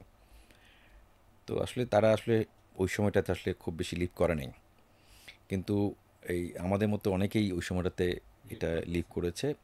লিভ করার পিছনে একটা ফাইন্যান্সিয়াল ম্যাটারও ছিল, ভালো একটা ফাইন্যান্সিয়াল ইস্যু ছিল। তো আমি চিন্তা করলাম যে একটা রিটায়ারমেন্ট বেনিফিট যেহেতু পাচ্ছি পাচ্ছি, এখনই। আমি আবার একটা রিটায়ারমেন্টে যাবো, অসুবিধা নেই। ওকে। তো আমি ওই রিটায়ারমেন্টটা বেনিফিটটা নিয়ে নিলাম, নিয়ে আমি তখন বিএসআরএমে আমি অ্যাপ্লাই করলাম। বিএসআরএমে আমার জবটা হয়। তার মাঝখানে আমাকে অনেকে সাজেস্ট করছিল, ওখানে আরও কিছু কোম্পানি ছিল, এরকম কনস্ট্রাকশন লাইনের আরও কয়েকটা কোম্পানি ছিল। আমি যেহেতু কনস্ট্রাকশনের প্ল্যান ছিল আমার, কিন্তু ওই কোম্পানিতে আমি জয়েন করিনি আসলে। আমি ওয়েট করতেছিলাম যে মেহেদী কোনো ভাই, তাহলে সুযোগ আসে। আপনি যখন জয়েন করেছেন আপনার তো মেইন, আমি যদি চিন্তা করে দেখি আপনার কথার মাঝখান থেকে, যে আপনি ফাইন্যান্সিয়াল একটা বেনিফিটস চিন্তা করেছেন, আপনি ভবিষ্যতে গ্রো করবে এরকম কোন ইন্ডাস্ট্রি ডেফিনেটলি। সেটাকে আপনি মাথায় নিয়েছেন। জি। থার্ড থিংস হচ্ছে যেহেতু আপনার বাড়ি চিটাগং, আপনার ফ্যামিলিয়াল একটা অ্যাটাচমেন্টে থাকবেন, সেটাকে আপনি মাথায় নিয়েছেন মাথায় যে আমি নিয়েছিলাম। ওখানে কি সার্ভ করতে পারছি জি। কিনা। সবসময় এটা রাইট না আবার, না, রাইট। মানে চিটংয়ে বাড়ি বলে আমি চিটংয়ে থাকতে হবে। আমি মনে করি যে আমি আমার সময় আমার এটা একটা ইমোশনাল বিষয় ছিল, আমি করেছি। বাট আমি আমার দর্শক যারা শুনতেছে তাদেরকে বলবো না যে এইটা করতে, কারণ মানে কমফোর্ট জোন সবসময় ভালো না। রাইট। আপনি হওয়া উচিত না আসলে। হওয়া উচিত না, আপনার কমফোর্ট জোন থেকে বেরিয়ে আসতে হবে। ডেফিনেটলি। আপনার জন্য হয়তো আরও কোনো ভালো অপরচুনিটি ওয়েট করছে কোনো না কোনো জায়গায়, আপনি হয়তো এটা এক্সপ্লোর করে দেখছেনও না। রাইট। সো আমি এই জায়গাটা একটু আপনাকে কানেক্ট করতে চাই, যে জায়গাটাতে ধরেন অনেকে যখন সুইচ করে, আমি দেখি যে তারা আসলে সুইচ করতে গিয়ে ট্র্যাপে পড়ে। কীরকম ট্র্যাপে? এক্সাম্পল, আপনি একটা কোম্পানিতে আছেন অ্যাসিস্ট্যান্ট ম্যানেজার হিসেবে, আরেকটা কোম্পানি আপনার বলে যে আসেন ভাই, আমি আপনাকে ডেপুটি ম্যানেজার হিসেবে করে নিচ্ছি এবং আপনার বেতন আমি এখন পান 3 টাকা, আমি আপনাকে 4 টাকা করে দিচ্ছি। এই লোক ওইখানে যাওয়ার পর একটা ট্র্যাপে পড়ে গেল, এবং ট্র্যাপে পড়ে এখানকার যে কালচারাল যে ব্যাপারটা, বা এখানে যে সে একটা প্রফেশনালিজমের মধ্যে ছিল, বা এখানে যে একটা ক্যারিয়ার গ্রোথের মধ্যে ছিল, কারণ এখানে সে হয়তো একটা বড় কোম্পানিতে ছিল, ওইখানে গেছে হয়তো একটা ছোটো কোম্পানিতে, যদিও পোস্ট পজিশন বড়। তো ওইখানে গিয়ে একটা হেফাজত অবস্থার মধ্যে পড়ে যায়, এবং দেখা যাচ্ছে আমি এরকম আমার কাছের কিছু মানুষকে দেখেছি 6 মাস কি 8 মাসের মাথায় তার ওইখান থেকে জবটা চলে গেছে, কারণ উনি মানুষ তো একা গেছে। ডেফিনেটলি। এখানে তো তার অন্য যে অনুসারীরা, সে তো আসলে একটা কোম্পানিতে পারফর্ম করলে একা পারে না, না, না, এখানে অবশ্যই না। অনেকগুলো বিষয় জড়িত থাকে। আপনাকে অবশ্যই কোম্পানির সম্বন্ধে ভালোভাবে স্টাডি করতে হবে, রাইট। অনেক খোঁজখবর নিতে হবে। আমি কিন্তু এটা যাওয়ার আগে এমনি এমনি আমি খোঁজখবর নিয়েছি বেশ খবর, Right. মনে হচ্ছে এক্সেলেন্ট কোম্পানি, যাওয়া যায়। এরকম খোঁজখবরগুলো অবশ্যই নিতে হবে। অ্যাপার্ট ফ্রম দিস, তাদের স্ট্যাবিলিটি, ওভারঅল এমপ্লয়ি রিটেনশনটা কী অবস্থা, আপনার নেক্সট ক্যারিয়ার প্রোগ্রেসটা কী অবস্থা, নট অনলি দ্যাট, আপনি যাদেরকে নিয়ে মুভ করবেন, যাদেরকে নিয়ে কাজ করবেন, তাদের মেন্টালিটি কীরকম জানার সুযোগ থাকলে সেটা নিয়ে জানা। কারণ শুধু শুধু আপনি একটু স্যালারি বেশি দিল বা একটা পজিশন বাড়াই দিল দেখি যে শর্ট করে মুভ করবো, নট লাইক দ্যাট। কারণ এটাতে অনেক সময় হ্যাঁ ভালো হয় যদি আপনি যাচাই করে যেতে পারেন, আর ভালো তখনই হবে না যদি আপনি যাচাই না করে দুম করে চলে যান। এক্স্যাক্টলি। মানে লোভে পড়ে চলে যাওয়ার যে ব্যাপারটা ঘটে, আমরা অনেকেই এরকমটা মনে করি। যেমন রিসেন্টলি আমার এক কাজিন একটা কোম্পানিতে আছে, ধরেন এরিয়া ম্যানেজার হিসেবে, তো তাকে একটা কোম্পানি অফার করছে রিজিয়নাল ম্যানেজার হিসেবে। তো এখন আমাকে ফোন করছে যে আচ্ছা আমি কি সেখানে যাবো কি না। তো আমি ওরা পাল্টা প্রশ্ন করলাম, তুমি কি রিজিয়নাল ম্যানেজার হিসেবে নিজেকে ফিট মনে করছো? যদি মনে করে থাকো তাহলে এরকম 10টা কারণ আমাকে লিখে পাঠাও যে আমি এই কারণে মনে করছি যে yes I am fit for this post. তাই হয় দেন আমি তোমাকে রেকমেন্ড করবো। তো এবার লিখতে গিয়ে আবার আমার ফোন দিচ্ছে, বলে যে আমি তো আসলে লিখতে পারতেছি না। তো কেন পারছো না? বলে যে না, দেখি যে আমার বছরে তো আসলে অনেক কাজ, অনেক প্যারা, আমি তো এখনই প্রিপেয়ার না মনে হচ্ছে। তখন তার বললাম যে তুমি যেহেতু প্রিপেয়ার না, নিজের প্রতি নিজের কনফিডেন্স নাই, ভাই তুমি এখানে আশ্চর্য তো ভালো করছো, তোমার এখানেই তো তোমাকে প্রমোশন দিবে, একটু ওয়েট করো। আমি এই জায়গায় আমার দুটা অভিমত আছে শিওর। আপনার এই জায়গাটাতে। একটা হচ্ছে ইউর অ্যাবসলিউটলি রাইট, যে আমি আসলে রেডি কিনা for the next position, your absolutely right. আরেকটা হচ্ছে এই সংখ্যাটা খুব কম। তারা রেডি কি রেডি না চিন্তা না করেই তারা চিন্তা করে যে আমি চ্যালেঞ্জটা নিই, আমি নিজেকে রেডি করে ফেলবো। ওকে, এরকম কিন্তু আমি কিছু মানুষ দেখছি, রাইট, না সেটাও আছে, সেটাও রাইট, কিছু মানুষ দেখছি একটা ম্যান যে টাইপের একটা গেছে গিয়ে কিন্তু সে জানুক না জানুক সে কিন্তু নিজেকে গুছাই ফেলছে গুছিয়ে ফেলছে, এবং সে পারফর্মও করছে। রাইট। এই ধরনের কিছু অ্যাটিটিউডের লোক আমি আমার ক্যারিয়ারে পেয়েছি। আই রিয়েলি অ্যাপ্রিসিয়েট তাদের অ্যাটিটিউড। এবং যারা আবার অনেককে দেখছি যে রং জায়গায় বসে গেছে, তার কোনো স্কিল নেই, কিছু নেই, রং জায়গায় বসে আছে, শুধু লাইব্রেরি হিসেবে বসে আছে কোম্পানিতে। এরকম অনেক জায়গায় অনেক দেখেছি আমার ভাই ক্যারিয়ারে। You are absolute right. আমার ওই কাজিনটা, ও আবার হচ্ছে আসলে ওই রকম অ্যাগ্রেসিভ ক্যাটাগরির না, Exactly. তাকে সেটা বলেছি, বিকজ অ্যাগ্রেসিভ ক্যাটাগরি যে কোনো জায়গায় গিয়ে অ্যাডাপ্ট করতে পারে এক্স্যাক্টলি এবং তারা খুব শাইনও করে। করে। হ্যাঁ, আপনি যদি এরকম অ্যাগ্রেসিভ হন, ইয়াস যে কোনো জায়গায় আমি চ্যালেঞ্জ নিতে প্রস্তুত, দেন ওয়াই নট, মুভ অন। কারণ লাইফ তখন আপনাকে অন্যরকমভাবে ধরা দিবে। এক্স্যাক্টলি তো মেধি ভাই, আপনি জয়েন করলেন লিড হিসেবে, Lead sales হিসেবে। লিড সেলস হিসেবে বিএচআরএম 2016-তে। স্টিল আসলে বিক্রি যে করে মানুষজন, কাস্টমার কারা এবং সেখানে মানে কাদের কাছে বিক্রি করতে হয় মেইনলি? বর্তমানে যারা স্টিলে কাজ করে আমরা দেখি বিভিন্ন রকম ডিলারের কাছে যাচ্ছে, রিটেলের কাছে যাচ্ছে, খুব বেশি গেলে কোনো একটা কনস্ট্রাকশন, কোনো একটা বাড়িতে মানুষ বানাচ্ছে, ওই মালিকের পিস পিস ঘুরতেছে। আসলে কারা? আমি একটু আগে বলছিলাম যে প্রত্যেক মানুষেরই একটা বাড়ি করার চাহিদা থাকে, কেউ পারে কেউ পারে না। আর দেখবেন বাড়ি করার ডিসিশনটা একসময় শুধুমাত্র সিনিয়র লোকজনে নিত। আপনি যদি আরও ব্যাক ইন 15-20 বছর আগে কথা যদি আপনি চিন্তা করে থাকেন, এখন কিন্তু দেখবেন যেহেতু কমিউনিকেশনের মানে যুগ, এখন সবাই সব কিছু জানে, ইন্টারনেট ওপেন করলে সব কিছু জানে। এখনও দেখবেন যে সিনিয়র লোকজনকেও তার ওনাদের ছেলে বা নাতিরাও হেল্প করে, মানে দেখে টেকে বলে যে না দাদা এটা ভালো, দেখেন আপনি এটা, বা বাবা বলছে যে বাবাকে বলছে বাবা না এটা হলে এটা ভালো হবে, এটার এই কোয়ালিটি আছে। তো আসলে ডিসিশন মেকিংয়ে অনেকেই কন্ট্রিবিউট করে এখন। তারপরেও যারা আসলে মানে আর্নিং পার্সন, যিনি আসলে এটা কন্ট্রিবিউট করবেন, যিনি আসলে ইনভেস্ট করবেন, উনি হচ্ছে মেইন ডিসিশন মেকার আসলে। কিন্তু উনি ডিসিশন নেওয়ার জন্য উনাকে ইনফ্লুয়েন্স করে বেশ কিছু মানুষ, তাই না? যেমন ধরেন আপনি যদি সিক হন, একজন ডাক্তার আপনাকে কিছু প্রেসক্রাইব করলো, কিছু মেডিসিন প্রেসক্রাইব করলো, আপনি কিন্তু ওই মেডিসিনটাই কোনো দোকানে গিয়ে যদি না পান আরেকটা দোকানে যাবেন, কিন্তু আপনি ওই মেডিসিনটাই নেবেন। অ্যাবসলিউটলি। এখন ভালো জিনিসকে সবাই প্রেসক্রাইব করে, এরকম স্টিলেও দেখবেন যারা ইঞ্জিনিয়ার আছেন কিংবা ধরেন যারা সমাজের কিছু ইনফ্লুয়েন্সিয়াল লোকজন আছেন, তারা কিন্তু গাইড করে। বা আপনি যিনি সেলস যদি বলে ট্রেডার, যারা রিটেলার আছে, যারা বিক্রি করে, তারাও কিন্তু মোটামুটি ইনফ্লুয়েন্স করে। তো আমাদের ক্রেতা দু ধরনের হয়। একটা হচ্ছে ক্রেতা আপনি ধরেন একটা B2C সেগমেন্টে হয়, একটা B2B সেগমেন্টে হয়, কিছু ইনস্টিটিউশনাল বাই হয়, কিছু একেবারে ইন্ডিভিজুয়াল হোম বিল্ডাররা বাই করে। সবাই কিন্তু আমাদের কাস্টমার আসলে বেসিক্যালি আমাকে কিন্তু সবাইকে নিয়ে কাজ করতে হয়। এই সেলসটা যে শুধুমাত্র একজন ব্যক্তি মানে বাইং ডিসিশন নেয় তা কিন্তু না। এখানে কিন্তু কাজটা একটু ডিফারেন্ট। আমাকে অনেককে কনভিন্স করতে হয়। সেলস প্রসেসের মধ্যে অনেকগুলো স্টেপ আছে, প্রত্যেকটা ইনভলভ পার্সনকে কিন্তু আমাকে কনভিন্স করতে হয়। তো একটা সেলসে যারা কাজ করে আমাদের ছেলেপেলে, তাদের কিন্তু অনেক জায়গায় অনেক এফোর্ট দিতে হয়। এফোর্ট দেওয়ার পরে একটা সেলস মেক হয়, মানে ডিসিশনে আসে। ভাই আমি যদি এখানে আপনি একটা কথা অনেকবার বলছিলেন যে সেলস প্রসেস। সো ধরেন আমি একজন স্টিলের সেলসের প্রতিনিধি, আমার জন্য আসলে সেলস প্রসেসটাকে স্টার্টিংটা আমি কোথা থেকে করব আসলে এই প্রসেসটার মধ্যে ঢুকতে গেলে? না, প্রথমত আপনি যদি একজন সেলসম্যান চিন্তা করেন যে সে করবেটা কি শুরুতে মানে করবেটা কি প্রসেসটা ঢুকতে গেলে আমি কোনটা স্টার্ট করব? এনি মানে এনি কাইন্ড অফ প্রোডাক্টের সেলসম্যানই হোক না কেন, তার প্রথম কাজ হচ্ছে আসলে স্টাডি করা, পড়াশোনা করতে হবে তাকে।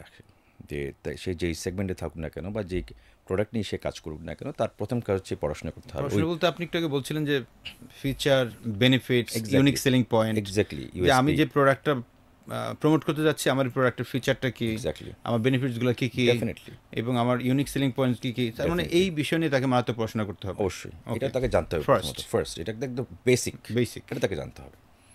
এটা জানার পরে তাকে আগে টার্গেট কাস্টমার কারা এটা আইডেন্টিফাই করতে হবে, যে আমি Okay. কার কাছে বিক্রি করব।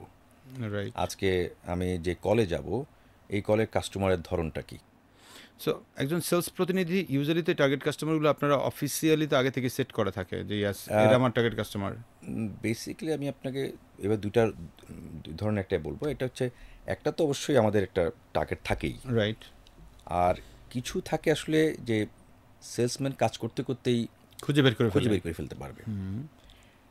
ওইটাই আমরা বরঞ্চ চাই, যেহেতু আমার কাছে কিছু কাস্টমার টার্গেটের আসেই অলরেডি, এদের কাছে গেলে বারবার হয়তো আসবে, কিন্তু আমরা চাই যে নিউ অ্যাকুইজিশন, ওকে, রিটেনশন, একই কাস্টমারকে বারবার রিপিট কাস্টমার, কাস্টমার, এগুলো আমরা চাই সবসময়। রাইট। রিপিট কাস্টমার সুবিধা আছে, আপনি তাকে বারবার টাইম দিতে হচ্ছে না, আপনি অল্প সময় একবার যখন কনভিন্স করছেন তাকে, কিন্তু আপনি আস্তে আস্তে রিপিট সেল করছেন। কিন্তু আপনি নতুন একটা কাস্টমারের পিছনে অনেক এফোর্ট দিতে হয় আপনাকে। কাস্টমার তো একদিনে তৈরি হয় না, আস্তে আস্তে তৈরি হয়। তো সে যখন টোটাল প্রসেসটাতে ঢুকে, প্রথম বললাম যেটা আপনাকে, যে সে তার নলেজটা তার এনহান্স করে, তারপর সে কোন কাস্টমার কাছে যাবে, এই কাস্টমারকে সে রিড করে প্রথমে, যে কোন ক্যাটাগরি কাস্টমার কাছে যাচ্ছে। তারপর সে যখন আমি সবসময় ক্লাসকে সকালে বলতেছিলাম ছেলেদেরকে যে তুমি নোট ডাউন করো কিনা, নোটে গিয়ে সব কিছু লিখো কিনা, আজকে সারাদিন তুমি কী করো, সারাদিন কিছু লেখো কিনা, যে আজকে এটা করবো, এটা করবো, এটা করবো, এটা করবো। এই নোট ব্যাপারটা খুব ইম্পর্টেন্ট, সেলস লাইফে খুবই ইম্পর্টেন্ট। যে সে তখন কিন্তু টার্গেট করে যে আজকে আমি এই কাস্টমার কাছে যাবো, এই কাস্টমার কাছ থেকে এই কাস্টমার কাছে, এই কাস্টমার কাছে এই পটেনশিয়াল আছে, এই কাস্টমার কাছে এই পরিমাণ আমার সেলস আসতে পারে, বা এই কাস্টমার কাছে আমার কালেকশন আছে, আমি কালেকশন এত টাকা কালেকশন আমার করতে হবে এই মাসে, অথবা তারটা ম্যাচিউর হয়েছে বা ডেলিভারি করতে হবে। এই টোটাল জিনিসটা সে কিন্তু আগে সকালবেলা সেগুলো গুছাই নেয়। মেহেদী ভাই, এই জায়গাটা আমি আপনার একটা ভ্যালিডেট পয়েন্ট কি অ্যাড করি আর কি, দেন আপনি এখান থেকে আমি যাবো আবার। শিওর। একটা বিখ্যাত বই মিরাকল মর্নিং, মেবি আপনি পড়ে থাকতে পারেন, সেখানে একটা মানে ফুল বইটাকে একটা ম্যাথডিক মধ্যে নিয়ে আসছে, সেভার্স ম্যাথড। এবং হল অ্যালরুডের এখানে একটা মারাত্মক কথা ছিল, সেভার্স ম্যাথডের লাস্ট পয়েন্টটা ছিল S for scribe. So scribe মানে বুঝিয়েছে যে প্রতিদিনের জার্নালিংটা করা, যে আমি আজকে সারাদিন কি করব এবং আমার প্ল্যানটা কি ইনফ্যাক্ট, এবং রাতের বেলা আবার বা পরদিন আমি কালকে কি কি মিস করেছিলাম গতকালকে, যেটা আমি আজকে আবার নতুন করে করব। এই যে স্ক্রাইবিংটা একজন মানুষ যদি সকালবেলা উঠেই সুন্দর করে করতে পারে, তাহলে সারাটা দিন সে অনেক প্রোডাক্টিভ হয় এবং তার প্রোডাক্টিভিটি অনেক বেড়ে যায়। যেটা আপনি একটু আগে মাত্র বললেন যে প্রতিদিনের জিনিস নোট নেওয়া, এটা আমাদের দর্শকদের উদ্দেশ্যে বলা যে দেখেন, it's a powerful part. Note না নিলে মানে আমার ব্রেন আমাকে প্রেশারটা দেয় না। এক্স্যাক্টলি, আপনি আজকে যে প্ল্যান করছো মাথায় আছে, কিন্তু ঠিক আছে না, মাথায় আছে, কিন্তু আপনি মিস করবেনই কোনো না কোনো সময়। 100%, আপনার ব্রেন 100% আপনাকে সারা দিন আপনাকে মানে ওইটার মধ্যে রাখবে এমন কোনো কিছু না। আপনার অনেক কিছু আউটসাইড থেকে অনেক কিছু আসবে, এক্সটার্নাল প্রেশার আসবে, ইন্টারনালি আসবে, তখন কিন্তু আপনাকে মিস করার সম্ভাবনা থাকে। কিন্তু যখন নোটে থাকে তখন কিন্তু আপনি মিস করেন না, আপনি কিন্তু ওয়ান বাই ওয়ান কাজটা কমপ্লিট করেন। আর আজকের কাজ আজকে করতে হবে, কিন্তু নট ফর টুমোরো। আপনি যদি আজকে তাকে টেক কেয়ার না করেন, আপনার কম্পিটিশন তাকে টেক কেয়ার করে ফেলবে, ঠিক না? আপনি কিন্তু you may lose your sales even. সময় Very tough. স্রোত সেলস কারোর জন্য ওয়েট করেন। Exactly, you are right, 100%। Sir এর পরের প্রসেসটাতে কি হবে, তাহলে সে নোট নিল, ওকে, এবং সে আজকে সারাদিন কী করে সমস্ত নেট নিল। রাইট। এবং আমি আজকে আরেকটা জিনিসও বলেছি যে তুমি সারাদিনে মিলে 8-10টা কাস্টমার ভিজিট না করে 2 থেকে 3টা কাস্টমার ভিজিট করো, কোয়ালিটি টাইম দাও, তুমি কাস্টমার সাথে টাইম স্পেন্ড করো, তার বেসিক্যালি তার নিডটা তুমি বোঝার চেষ্টা করো, এবং তার প্রবলেমগুলো সলভ করার চেষ্টা করো। এটা শুধুমাত্র তার রিলেটেড কোনো প্রোডাক্টের প্রবলেম তা কিন্তু না, তার সাথে তুমি এমনভাবে মিশো as like you are the consultant or you are the friend or your brother. Earlier আপনি একটা গল্প বলছিলেন যে ডিলার তার মেয়ের কোথায় ভর্তি করবে এই প্রবলেমের জন্য আপনার কাছে সলিউশন নিয়েছে। এক্স্যাক্টলি, আপনি ওইটা কি মনে হয় মেন করছেন আর কি, যে শুধুমাত্র আপনি রড বিক্রি করতে যাচ্ছেন, রডেরই প্রবলেম সলভ করেন না, ওই কাস্টমারের আরও অনেক প্রবলেম থাকতে পারে, সেখানে আপনি একটু সলভ করেন। এক্স্যাক্টলি আপনি যখন এই কাজটা করবেন তখন অটোমেটিক্যালি কিন্তু কাস্টমার একটা ট্রাস্ট বিল্ড আপ হবে। এটা যে কোনো প্রোডাক্ট, আমি রড নিয়ে কথা বলছি না, আসলে আমি একদম একদম সেলসম্যান যারা, তাদের জন্য কি করা উচিত সেই গাইডলাইনটা বা সেইটাই আমি, যেটা আমি ফলো করি সেটা আমি আসলে ব্যাখ্যা করছি, নট আমার এখানে কোথাও বই কোথাও লেখা বলছি না, কিন্তু আপনাকে আমার এক্সপিরিয়েন্স থেকে কথাগুলো বলছি। তারপর সে যখন সেলস কলে যায় তখন সে আগের থেকে তার টাইমটা যদি নিয়ে রাখতে পারে সবচেয়ে বেটার। তার মানুষের সময় কিন্তু এখন খুব গুরুত্বপূর্ণ, প্রত্যেক মানুষের সময় খুবই গুরুত্বপূর্ণ। আমি দেখছি বিভিন্ন প্রোগ্রামে আপনি টাইম দিলেন যে ভাই 1 ঘন্টার প্রোগ্রাম, আপনি 7টায় আসতে বললেন। এখন যারা আসবে আমন্ত্রিত অতিথি, তারা যখন 7টার জায়গায় অনেকে 8টায় আসছে, কিন্তু যেই 7টায় আসছে তার অবস্থাটা আপনি চিন্তা করেন, ঠিক না? তাহলে আপনি সময়টা এমনভাবে নির্ধারণ করেন যে আপনি যদি 1 ঘন্টা কথা বলেন, তাকে বলেন যে আমি 1 ঘন্টার মধ্যে ভাই ছেড়ে দিব আপনাকে। আমি কিন্তু সেলস মিটিংগুলো এভাবে করি। আমি সেলস মিটিংও সকালবেলা যদি মিটিং করি বা যখনই আমি মিটিং করি, আমি বলি যে ভাই আজকে তোমাদের সাথে আমার কথা হবে মাত্র 15 মিনিট। আমি 15 মিনিটে কথা শেষ করবো, তারপর তুমি তোমাদের কাজ যেতে পারবো। তাহলে তো সে জেনে যায় যে আমি 15 মিনিট পর থেকে আমি এই কাজগুলো করতে পারবো। বা এটা আধা ঘন্টা, একটা যদি বলি আধা ঘন্টা, আধা ঘন্টাই। 1 ঘন্টা হলে 1 ঘন্টা, আর যদি বলি আজকে হোল ডে মিটিং, হোল ডেই হবে। মানে আপনার কথাটা না আমার নিতে কষ্ট হচ্ছে আর কি, সরি এইভাবে বলার জন্য আর কি মেহেদী ভাই। হ্যাঁ, কষ্ট sure, হচ্ছে sure. কেন, আমি আমার এক্সপিরিয়েন্স বা আমরা যে সকল মানুষদের সাথে ওঠা বসা করি, যেহেতু আমি সেলস নিয়ে কাজ করি, সেলসের প্রচুর লিডারদের সঙ্গে আমি মিট করি, কথা হয়। আমি দ্য ফার্স্ট টাইম হয়তো বা শুনলাম যে বলছে আমি 15 মিনিটের জন্য ডাকি, 15 মিনিটে কথা বলি, এরপর ছেড়ে দিই। জি, সব জায়গায় উল্টাটা হয়। আমি যাই। উল্টাটা হয় এরকম যে বলে যে আসেন একটু মিটিং করি, তো কোন ফাঁকে যে 2 ঘন্টা কাটে যায়, 3 ঘন্টা চলে যায়, ইভেন মেইন যে কাস্টমারের সাথে মিটিং করার পার্টটাই কেটে যায়। এইটা না ওই লিডাররা ভাবেই না, এবং উনি মনে করেন যে আমি আমার কাস্টমারের সঙ্গে, আমি আমার কলিগদের সঙ্গে যত মিটিং বেশি করব তত বেশি সে শিখবে, তত বেশি সে অন্যরকম করে হবে, অন্যরকম একটা ব্যাপার। না আসলে হ্যাঁ, আপনার আমি কথা আমি অনুযায়ী তো আপনার আমি সাথে absolutely পুরোটাই all কেমন right. যেন আমি একটু মানে ব্যতিক্রম মনে হইলো। রাইট, আমি সেলস প্রফেশনে আছি। আমি আপনাকে কয়েকটা জিনিস বলি। I never shouted with any of my colleagues in my sales career. আপনি কিন্তু অন ক্যামেরায় বলছেন অন ক্যামেরা বলছি, কেউ বলতে পারবে না, কেউ ক্লেম করতে পারবে না আমার সাথে। কোনো একটা ছেলে বলতে পারবে না যে যে মানে মেহেদী ভাই বা স্যার কখনো আমাকে বকা দিয়েছে, কখনো বলতে পারবে না, কঠিন কিন্তু কথা, সে আমার কাজ করে দিয়েছে, কঠিন টার্গেট কথা, করছে। কঠিন কথা, দে ওয়ার্ক ফ্রম হার্ট, দে কঠিন ওয়ার্ক ফ্রম কথা, হার্ট। কঠিন কথা মেহেদী ভাই। কেননা সেলসের মানুষ কমনলি বলে যে বকা দিতে হবে, বকা না দিলে কাজ কাজ করে হয় না, না। আমি দেখছি, আমি শাউটিং না করলে কাজ হয় না। এক্স্যাক্টলি ইভেন এমনও বলে যে ভাই আপনি কি গোড়ার ডিমের ট্রেনিং করেন, এমন মাঝে মধ্যে পাই। আমি বকা দেই দেখা কাজ করে, নেলে কাজ করে না, আপনি আমার জায়গায় আসেন নাই, বোঝেন নাই। তাহলে মাঝে মধ্যে আপনার এই ভিডিওটা দেখাবো আর কি, বুঝছেন? যে দেখেন বিএসআরএম স্টিলের মতো একটা বিগ জায়ান্ট কোম্পানি, যারা বাংলাদেশের 25% মার্কেট শেয়ার দখল করে বসে আছে, সেই কোম্পানির হেড অফ সেলস বলছেন যে সে তার লাইফে কলিগদেরকে বকা না দিয়ে কাজ করাচ্ছেন। রিয়েলি এটা একটা এক্সাম্পল সেট করার মতো। প্লিজ। বিএসএম তো একটা এথিক্যাল কোম্পানি, একেবারে আমরা এথিক্যাল প্র্যাকটিসটা এখানে করি। ট্রান্সপারেন্ট কোম্পানি, এখানে কিন্তু অনেক ভ্যালুস নিয়ে আমরা কাজ করি, ভ্যালুসগুলোকে আপহোল্ড করি আমরা। এবং আমরাও চাই যে প্রত্যেকটা কলিগ যারা আছে তারাও এই ভ্যালুসটাকে আপহোল্ড করুক। আমি গতকালকে সম্ভবত ভ্যালুস নিয়ে আবার একটা কথা বলেছি এবং জুমে করেছি, জাস্ট 1 ঘন্টা সময় নিয়েছি, আগে আবার সবাইকে নিয়ে টাউন হল করেছিলাম। আমি একটা ভ্যালুস নিয়ে কথা বলেছি, কারণ আমি একটা জিনিস বিশ্বাস করি, আপনার যারা ফ্রন্ট লাইনার আছে তারা যদি ওয়েল ইকুইপড হয়, নলেজেবল হয়, এবং তার যদি সব বিষয়ে সম্যক জ্ঞান থাকে, তার যদি কনফিডেন্স লেভেলটা আপ থাকে, সেলস তো আপনি করছেন না, সেলস তো ও করছে, এবং ওর মধ্যে যদি মোটিভেশনটা থাকে এবং একটা ক্লিয়ার কেরিয়ার পাথ থাকে, সে আপনার জন্য কাজ করবেই। এবং তাকে আমি দেখছি আমার আর্লি ক্যারিয়ার লাইফে আমার কিছু সেলস কলিগ যারা রিজনাল সেলস ম্যানেজাররা ছিল তখন, ওই সময় অনেক আগে কথা বলছি, আমি দেখতাম সারা দিন এরে চিল্লাচ্ছে ওরে চিল্লাচ্ছে, মানে একটা কারবার। নিজের প্রেশার উঠায়, ছেলে পেলেকে প্রেশার উঠে ফেলে, শেষ পর্যন্ত দেখা যাচ্ছে ওর কেরিয়ার শেষ, ও নাই, দেশে নাই, আর ছেলেগুলো দেখি আর কোনো মানে খুব বেশি যেতে পারতেছে না। ও সারাক্ষণ প্রেশার নিয়েই তো কাজ করা যায় না। আপনি তো সেলসে কিন্তু অনেক ইনোভেটিভ থিঙ্কিং লাগে। আপনি sales is is not rocket science.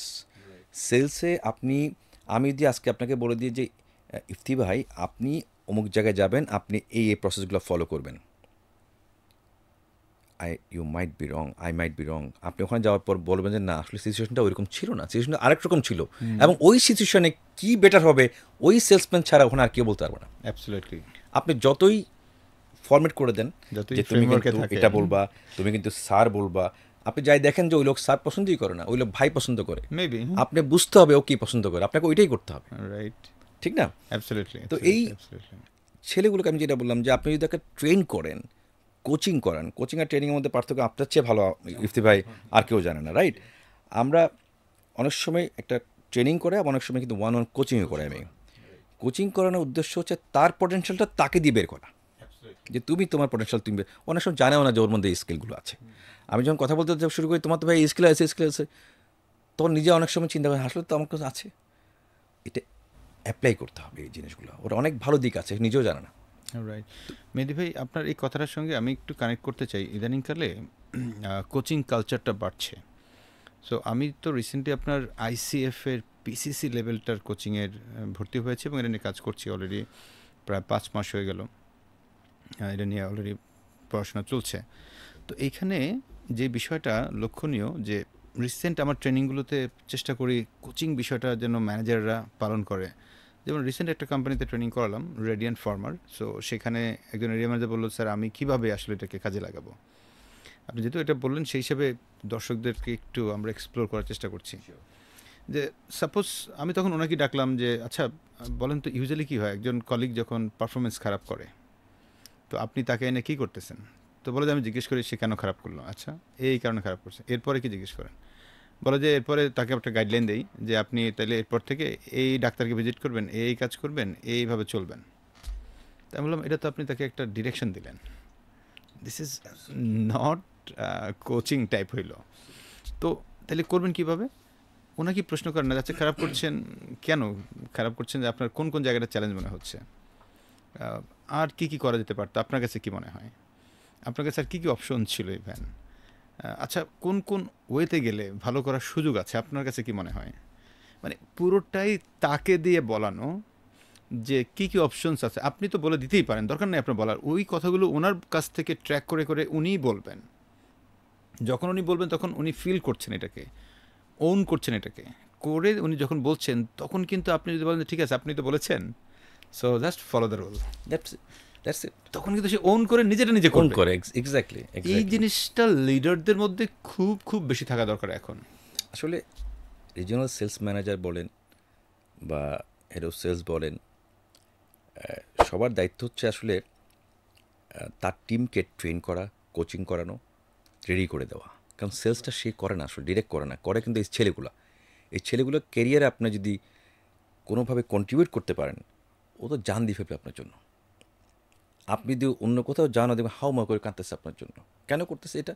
কারণ আপনি তার ক্যারিয়ারে কন্ট্রিবিউট করছেন, তাই না? আপনি তাকে রেডি করছেন, গাইড করছেন, তার খোঁজখবর নিয়েছেন। আপনি সিম্প্যাথি দেখেন না, আপনি এমপ্যাথি দেখিয়েছেন। অনেকে সিম্প্যাথি আর এমপ্যাথির মধ্যে পার্থক্য বোঝে না। করতে পারে না।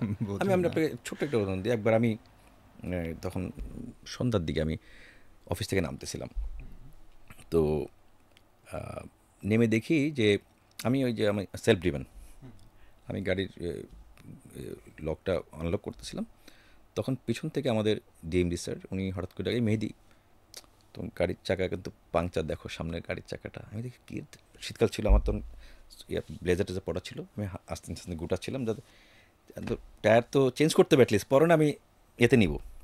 তো ওনার তো ড্রাইভার আছে, কিছুক্ষণ পর দেখলাম যে উনি নিজে ড্রাইভ করে গাড়ি চলে যাচ্ছে, আর উনি ওনার ড্রাইভারকে বলে দিয়েছে মেহেদির গাড়িটা ফিক্স করে তারপর তুমি বাসায় চলে এসো। দেখেন, দুইটা কাজ হতে পারতো। এক, উনি তখন বলতো মেহেদি তোমার চাকা তো পাংচার হয়ে গেছে, একটা সিম্প্যাথি শো করলো, চলে যেতে পারতো। কিন্তু উনি এমপ্যাথি শো করেছে। এমপ্যাথিটা কি? আমি যেটা আমার ভাষায় বলি সবসময়, সে empathy is the action of sympathy. মানে উনি শুধুমাত্র সিম্প্যাথি শো করেন নাই, উনি কার্যকরভাবে আমাকে হেল্প করেছেন।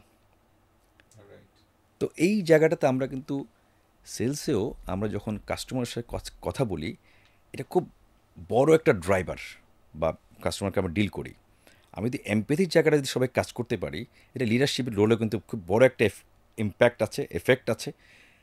লিডাররা কিন্তু এই জায়গায় এখন ভালো কাজ করছে মনে হয়, আমার বিভিন্ন জায়গায় মনে হয়। বাট আমি পার্সোনালি এই জায়গাটাতে খুব কাজ করি। আমার এটা শুরু থেকে এখন পর্যন্ত কিছু ব্যাপার থাকে যেগুলো আমি সবসময় চেষ্টা করি ছেলেপেলেদের প্রতি একটু এমপ্যাথেটিক থাকার জন্য, কারণ দিন শেষে সে আমার জন্য কাজ করে, আমার কোম্পানির জন্য কাজ করে।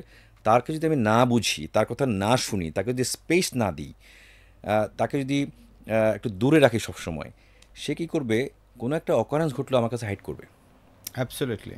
একটা সেলসে অনেক সময় ম্যাসাকার হয়, অনেক বড় বড় ম্যাসাকার হয় কিন্তু না, কিন্তু যদি আমি তার সাথে মিশে যাই, তাকে স্পেস দেই যে আমি একটা সিনিয়র পজিশন আছি, সে জুনিয়র পজিশন আছে মনে করে সে আমার কাছে যদি আসতে না ভিড়তে না পারে, তাহলে এই জায়গাগুলো আসবে না। এই কালচারটা আমরা শিখছি আসলে। ধরেন আমি যখন বাংলালিংকে ছিলাম, মাল্টিনেশনাল, কিন্তু এই কালচারটা একেবারেই আপনি জানেন অন্যরকম, একদম সিও থেকে শুরু করে একদম জুনিয়র একসাথে তার কাঁধে কাঁধ মিলিয়ে এই কাজগুলো করে। ঠিক সেমভাবে আমিও চেষ্টা করি আমার যে টিম আছে সবার সাথে এইভাবে একসাথে কাজ করতে, যাতে কোনো ডিফারেন্স না থাকে, গ্যাপ না থাকে আমাদের মধ্যে। মেহেদী ভাই, আপনার এই যে সিম্প্যাথি, এমপ্যাথি এবং আরেকটা শব্দ একটু এক্সটেনশন হয়েছে, সেটার নাম হলো কম্প্যাশন। এক্স্যাক্টলি মানে আমার এমপ্যাথির সঙ্গে কোনো একটা অ্যাকশন যোগ করলে তখনই সেটা হয় কম্প্যাশন। এক্স্যাক্টলি। এবং আপনার ডিএমডি কিন্তু সেই কাজটাই করেছে, আপনার সঙ্গে এমপ্যাথি শো করে পরবর্তীতে ওনার ড্রাইভারকে দিয়ে দিচ্ছেন যে এই জিনিসটা। আমি একটু অনুরোধ করবো কম্পিটেন্সি সেন্ট্রালকে, যদি তাদের কোনো আপত্তি না থাকে, যে এইখানে ওনাদের একটা সুন্দর কম্প্যাশনের একটা ভিডিও আছে, কম্প্যাশন নিয়ে। কম্পিটেন্সি সেন্ট্রাল বাংলাদেশে একটা অন্যতম রিনাউন কন্টেন্ট জেনারেট করে এরকম একটা কোম্পানি। ইভেন আজকে যে আমরা পডকাস্ট করছি, এটা ওনাদের ইয়েতেই হয়েছে, কি বলে, শুটিং প্রোডাকশন হাউসেই হচ্ছে আর কি। সো আমরা যদি যাই, তার আগে একটু সামারাইজ করতে চাই সেলসম্যানের যে জায়গাটা থেকে ছিলাম, সেখান থেকে পরবর্তীতে আমরা লিডারশিপ আসলে ঢুকে গেছি। সো সেলসম্যানের জায়গা থেকে যদি একটু সামারাইজ করি, মেহেদী ভাই, আপনি প্রথমে বলেছেন যে একজন সেলসম্যান, সেটা যেই প্রফেশন হোক না কেন, ফার্স্ট তাকে জানতে হবে, পড়াশোনা করতে হবে, সেখানে feature, benefits, unique selling points, প্রোডাক্টের আরও অনেক কিছু বিষয় তাকে জানতে হবে। সেকেন্ড, তার টার্গেট কাস্টমার্স সম্পর্কে তাকে জানতে হবে। এবং টার্গেট কাস্টমার মধ্যে আপনি যেটা বললেন যে শুধুমাত্র অফিস থেকে দেওয়া জিনিসগুলোই না, সে নিজে নিজে অনেক এক্সপ্লোর করতে হবে, মার্কেট থেকে গিয়ে গিয়ে গিয়ে গিয়ে ওই এক্সপ্লোর করাটাই আপনারা অনেক বেশি প্রেফারেন্স দেন, being a head of sales. Third thing, আপনি বলেছেন যে একদিনে আসলে অনেক কাস্টমারকে ভিজিট করতে আপনি যাবেন, কানেক্ট না করে অ্যাটলিস্ট আপনি হয়তো বা কনসাইজলি 2টা বা 3টা করেন, বাট কোয়ালিটি তাকে আলাদা করে সময় দেন, তার প্রবলেমগুলো সলভ করার চেষ্টা করেন। শুধুমাত্র যে আপনি আপনার পণ্য দিয়েই করবেন, নট লাইক দ্যাট, আরও ভিন্ন ভিন্নভাবে হতে পারে। আপনি এরপরে শেয়ার করলেন যে তাকে একটা জার্নাল মেনটেন করা, যে আমি আজকে কাকে ভিজিট করছি বা আমার টার্গেটটা কী, সেটাকে লিখে রাখাটা, কারণ লিখে রাখাটা বা নোট নেওয়াটা খুব খুব জরুরি। এরপর আপনি একটু শেয়ার করলেন যে ওই কাস্টমারের সঙ্গে আপনার আরও একটু এক্সটেন্ডেড রিলেশনশিপটাকে বাড়ানো, যেন উনি আপনাকে আস্থার জায়গাটা নিয়ে যায়, সে বিষয়টায়। সেখান থেকে আমরা পরবর্তীতে চলে গেলাম আমাদের লিডারশিপ রোলে। সেখানে লিডারশিপ রোলের জায়গাটা আসলো এখন এমপ্যাথির জায়গাটা একটা বড় করে। তারপরে আসলো আপনি এই যে কলিগদেরকে পড়াশোনা করানো, যে আপনি ট্রেনিংয়ের কথা বলেছেন, যে আপনি আপনার অ্যাজ এ লিডার আপনার বড় একটা দায়িত্ব হচ্ছে তাকে ট্রেন করা। এই জায়গায় আমি একটু অ্যাড করি, আমি এটা হয়তো স্কিপ করে গেছি সামহাউ। আপনি জানেন এখন যে অনলাইনে অনেকগুলো কোর্স পাওয়া যায় এবং ফ্রি পাওয়া যায়। আমি এটা গত বছর বা তার আগের বছর থেকে একটা জিনিস করছি, সবাইকে বিভিন্নভাবে লিঙ্কগুলো দিয়ে দিচ্ছি, বলছি ভাই তোমার যেটা লাগে তুমি এটা ফ্রি করে সার্টিফিকেটটা অর্জন করে এখানে শেয়ার করবো, আমাকে আমি দেখতে চাই। এর মধ্যে দেখবেন যে কিছু কিছু ছেলে পেলে বেশ অনেকগুলো কোর্স করে ফেলছে অলরেডি, আবার কিছু কিছু করেই নেই। আপনি কিন্তু বুঝতে পারছেন যে আসলে কাদের মধ্যে এই জানার আগ্রহটা বেশি, এনথুজিয়াজমটা কার বেশি। আপনি কিন্তু বুঝতে পারছেন যে কোন ছেলেগুলো আসলে আগানোর মতো ছেলে, আপনি কিন্তু অটোমেটিক কিন্তু আইডেন্টিফাই করে ফেলতে পারতেছেন। ডেফিনেটলি। এবং পরবর্তীতে তাদেরকে এবার বলছি যে তোমরা তো ফ্রি শিখছো, এবার ভাই কিছু পেইড ভার্সন শিখো একটু ডিল। এর মধ্যে বেশ কয়েকজন নিজেই আরও কিছু পেইড ভার্সন তারাও শিখে ফেলছে। তার মানে একটা কোম্পানির সবসময় যে আপনাকে ট্রেন করবে নট নেসেসারি, আপনার নিজেরও একটা দায়িত্ব আছে। আপনি যে কোম্পানির জন্য একটা অ্যাসেট হবেন, একটা ভ্যালুয়েবল অ্যাসেট হবেন, এটা তো আপনাকেই করতে হবে। একটা অর্গানাইজেশন আপনাকে ট্রেন আপ করবে, ডেফিনেটলি তাদের একটা প্ল্যান আছে, একটা শিডিউল আছে, টিএনএ আছে, কম্পিটেন্সিস গ্যাপগুলো অ্যানালাইসিস করে আপনার জন্য ট্রেনিং ডিজাইন করবে, আপনাকে ইন্টারনাল কিংবা এক্সটার্নাল ট্রেনার দিয়ে করাবে, কিংবা লোকাল কিংবা দেশের বাইরে কোথাও আপনাকে হয়তো ট্রেনিং করাবে। এটা as a part of HR, কোনো অসুবিধা নেই। কিন্তু আপনিও জানেন যে আপনার আসলে কোন কোন জায়গায় দুর্বলতা আছে। তো আপনার উচিত, এখন তো অনলাইনে অনেক কোর্সেস অ্যাভেলেবেল আছে, অনেক ভিডিওস আছে, আপনি দেখতে পারেন। আপনি এগুলো কোর্সগুলো করে আপনার যেই জায়গাগুলোতে মানে আপনার গ্যাপ আছে সেটা আপনি ডেভেলপ করে নেন।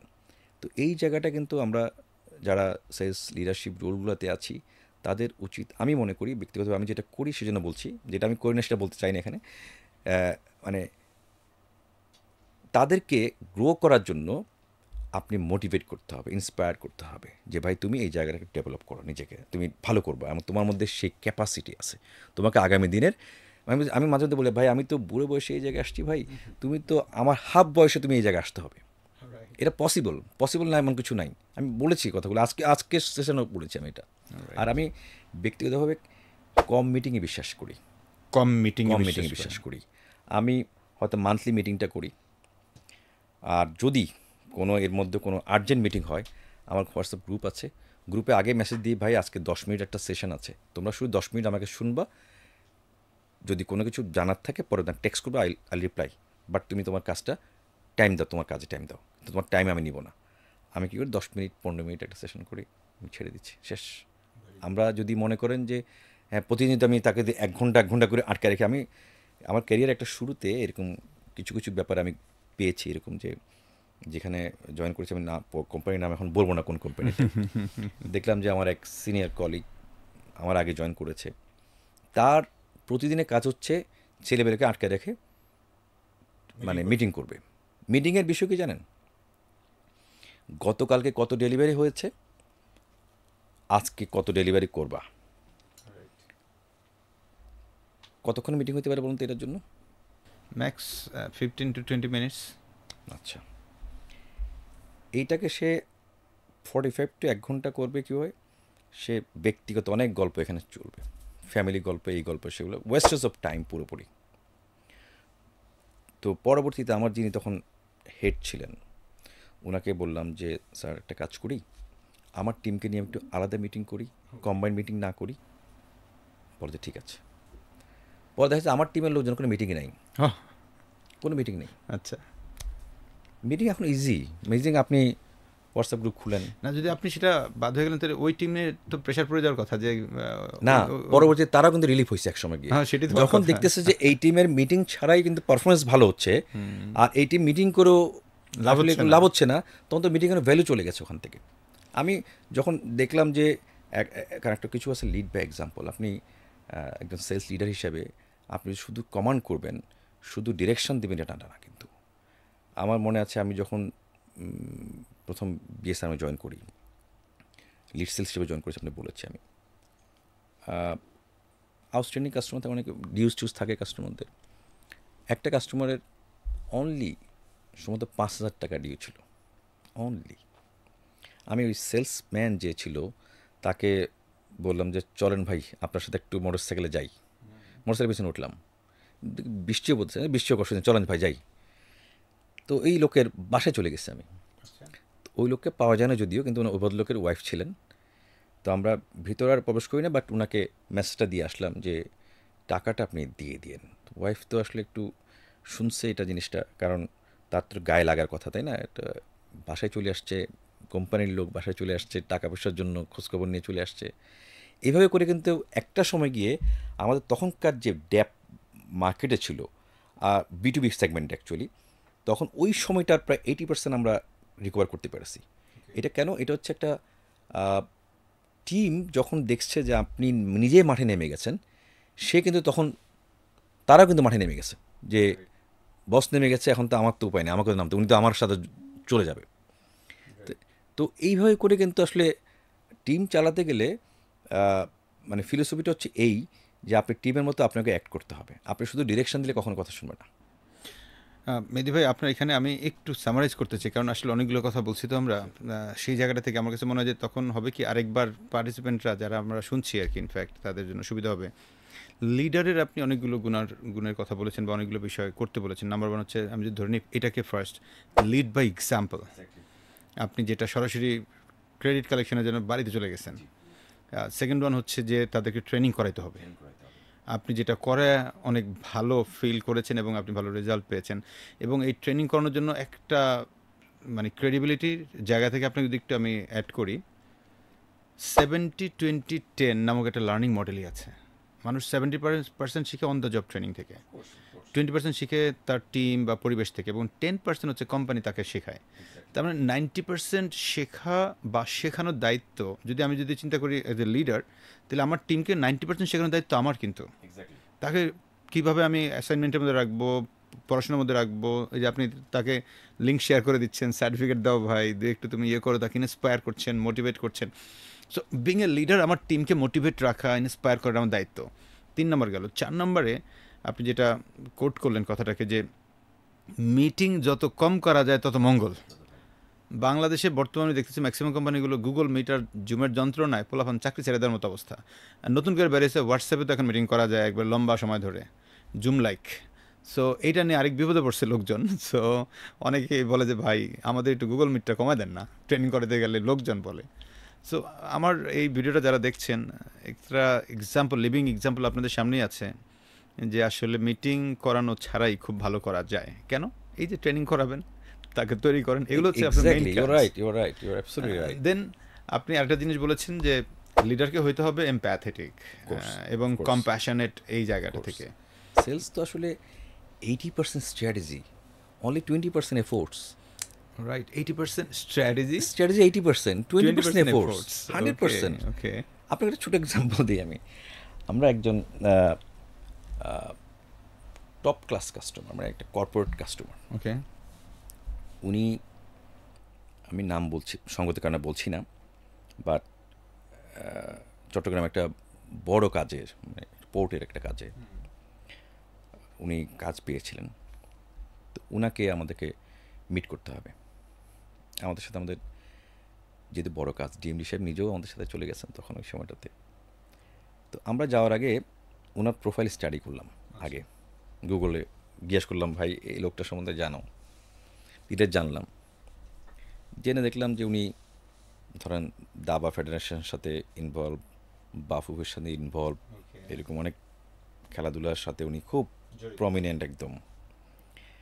নাম বলে চিনি ফেলবো কিন্তু বলছি না সঙ্গতার কারণে। হাউএভার, তো আমরা গিয়ে ওনাকে কিন্তু আমাদের স্টিল সম্বন্ধে কোনো কথা বলিনি শুরুতে, সমস্ত কথা বলছি ওনাকে নিয়েই, ওনার দাবা নিয়ে, ওনার দাবা নিয়ে, ওনার ফুটবল ফেডারেশন নিয়ে, নিয়ে, ওনার সামনে কি হবেন এগুলো নিয়ে কথা বলছি। এবং মানুষজন কিন্তু নিজের কথা বলতে খুব পছন্দ করে।